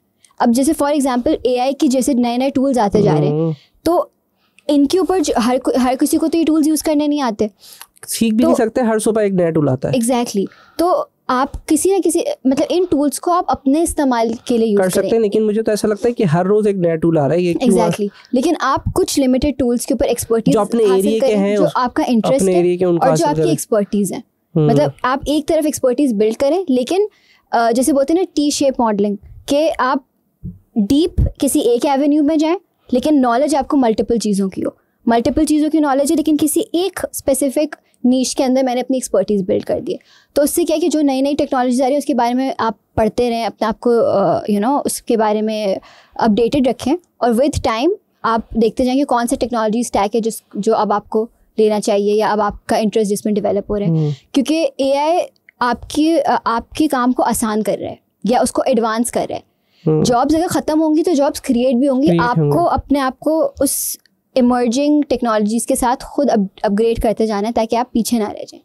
अच्छा, in the end last questions में मैं सबसे कहता हूँ कि ऐसे कोई बात in throughout the journey for the age मतलब हमने एआई पे बात की, डीप लर्निंग पे भी बात कर ली, एलएलएम पे भी बात कर ली, क्लाउड कंप्यूटिंग पे भी बात कर ली, ठीक है ना, कोई ऐसा टॉपिक रह गया that you wanted to be discuss यार, कि यार ये चीज़ थोड़ा सा का डिस्कशन हो जाए, because I am going to be wind up, कोई ऐसा टॉपिक तो नहीं रह गया हमारा कि आप कुछ चाहते हो? अब जैसे आप ये भी पूछ सकते हैं कि एआई के जैसे ब्रांचेज हैं, जैसे कंप्यूटर विजन है, एनएलपी है, आप बता दें मुझे, क्योंकि ये तो रिकॉर्डेड ही जा रहा है। ठीक है, अब जैसे एआई के अंदर ना, एआई जैसे जो लोग एआई की तरफ आना भी चाह रहे हैं, तो एआई एक बज़वर्ड बन चुका है। यानी तो अगर इसका सवाल करेंगे तो ऐसा सवाल बनेगा कि एआई की कौन कौन सी ब्रांचेस हैं, मतलब कोई एआई में एंटर करना चाह रहा है तो उसके पास ऑप्शंस क्या हैं। चलो मैं सवाल कर लेता हूँ ना, कि अगर कोई एआई में इंटर होना चाहता है तो उसके पास कौन कौन से ऑप्शन है या कौन कौन सी अपॉर्चुनिटी अवेलेबल है उसके पास अभी? अच्छा, एआई के अंदर भी अब जैसे फॉर एग्जांपल एआई इंजीनियर या मशीन लर्निंग इंजीनियर्स तो हैं, लेकिन अब एआई की सब ब्रांचेस के अंदर भी जॉब अपॉर्चुनिटीज़ बन रही हैं, क्योंकि जैसे एआई के अंदर बहुत सारी डिफरेंट ब्रांचेस आ जाती हैं। तो कंप्यूटर विजन है, कंप्यूटर विजन क्या है, जो इमेजेस और वीडियोस के ऊपर जितना काम हो रहा है एआई का, वो कंप्यूटर विजन के अंदर आता है। फिर जो एलएलएम्स आ गए, जहाँ लैंग्वेज आ गई, वो सब आ गया नेचुरल लैंग्वेज प्रोसेसिंग एनएलपी। तो एनएलपी का जितना काम है, अब एनएलपी इंजीनियर्स की ओपनिंग्स भी आ रही हैं, एनएलपी के लिए ओपनिंग्स आती हैं कि भाई आप काम करें एनएलपी के ऊपर। इसी तरह रीइंफोर्समेंट लर्निंग है, रीइंफोर्समेंट लर्निंग थोड़ी रोबोट्स के उस पर आ जाती है कि एजेंट है मेरा जो खुद गलती करके रिवॉर्ड और पेनल्टी के बेसिस पे डिसाइड करता है। अगर उसका उसने सही किया होगा तो रिवॉर्ड होगा, तो उसको सीख जाएगा कि ठीक है मैंने सही काम किया है। उसने गलत किया तो वो नेगेटिव स्कोर में जाएगा, तो वो कहेगा अच्छा मुझे नेक्स्ट टाइम ये नहीं करना है। तो उस तरह की जो चीज़ें होती हैं वो रीइंफोर्समेंट लर्निंग में आ जाती हैं। तो एआई की खुद, अब जैसे जनरेटिव एआई, आजकल जनरेटिव एआई का एकदम से नया बूम आ गया। जनरेटिव एआई क्या है? जनरेटिव एआई बेसिकली ये है कि मैं अभी तक क्या हो रहा था एआई में कि मेरे पास डेटा था, उस डेटा के अंदर जो पैटर्न्स थे उसकी बेसिस में प्रिडिक्ट कर सकती थी, क्लासीफाई कर सकती थी, वो ही डेटा था जो मैं दे रही हूँ। लेकिन अब मैं डेटा दूँ और उससे नया डेटा जनरेट करवाऊँ, तो वो जनरेटिव एआई की तरफ आ गया। जैसे मैं प्रॉम्प्ट दूँ कि भाई मुझे एक वीडियो जनरेट करके दें जिसमें लेट्स सपोज कायदे आज़म विद एल्बर्ट आइंस्टाइन, ठीक है, जो चीज़ अब पॉसिबल नहीं है, लेकिन वो एआई जनरेट करके आपको दे सकता है। तो अब जो है जनरेटिव एआई, या जैसे आजकल जनरेटेड एआई इमेजेस बहुत चल रही हैं कि अब जैसे फॉर एग्जांपल आप सिंपल ऑनलाइन टूल्स अवेलेबल हैं, आप प्रॉम्प्ट देने से, मैंने भी पिछले दिनों में एक प्रेजेंटेशन पे काम कर रही थी, तो मैं एआई एंड आर्ट के ऊपर काम कर रही थी उसमें ना। तो उसके अंदर मैंने लिखा कि भाई पिकासो और सातकेन दोनों के जो आर्टिस्टिक जो उनका अपना स्टाइल है, उसको अगर मैं मर्ज करूँ और एक पेंटिंग बनाना चाहूँ तो वो कैसी होगी। तो उसने एआई ने एक ऑब्वियसली वो इतना अच्छा रिजल्ट नहीं था, वो तो एक सिंपल प्रॉम्प्ट पे था, लेकिन उसने एक आर्ट वर्क जनरेट करके दिया था दोनों के स्टाइल्स को फ्यूज़ करके साथ में।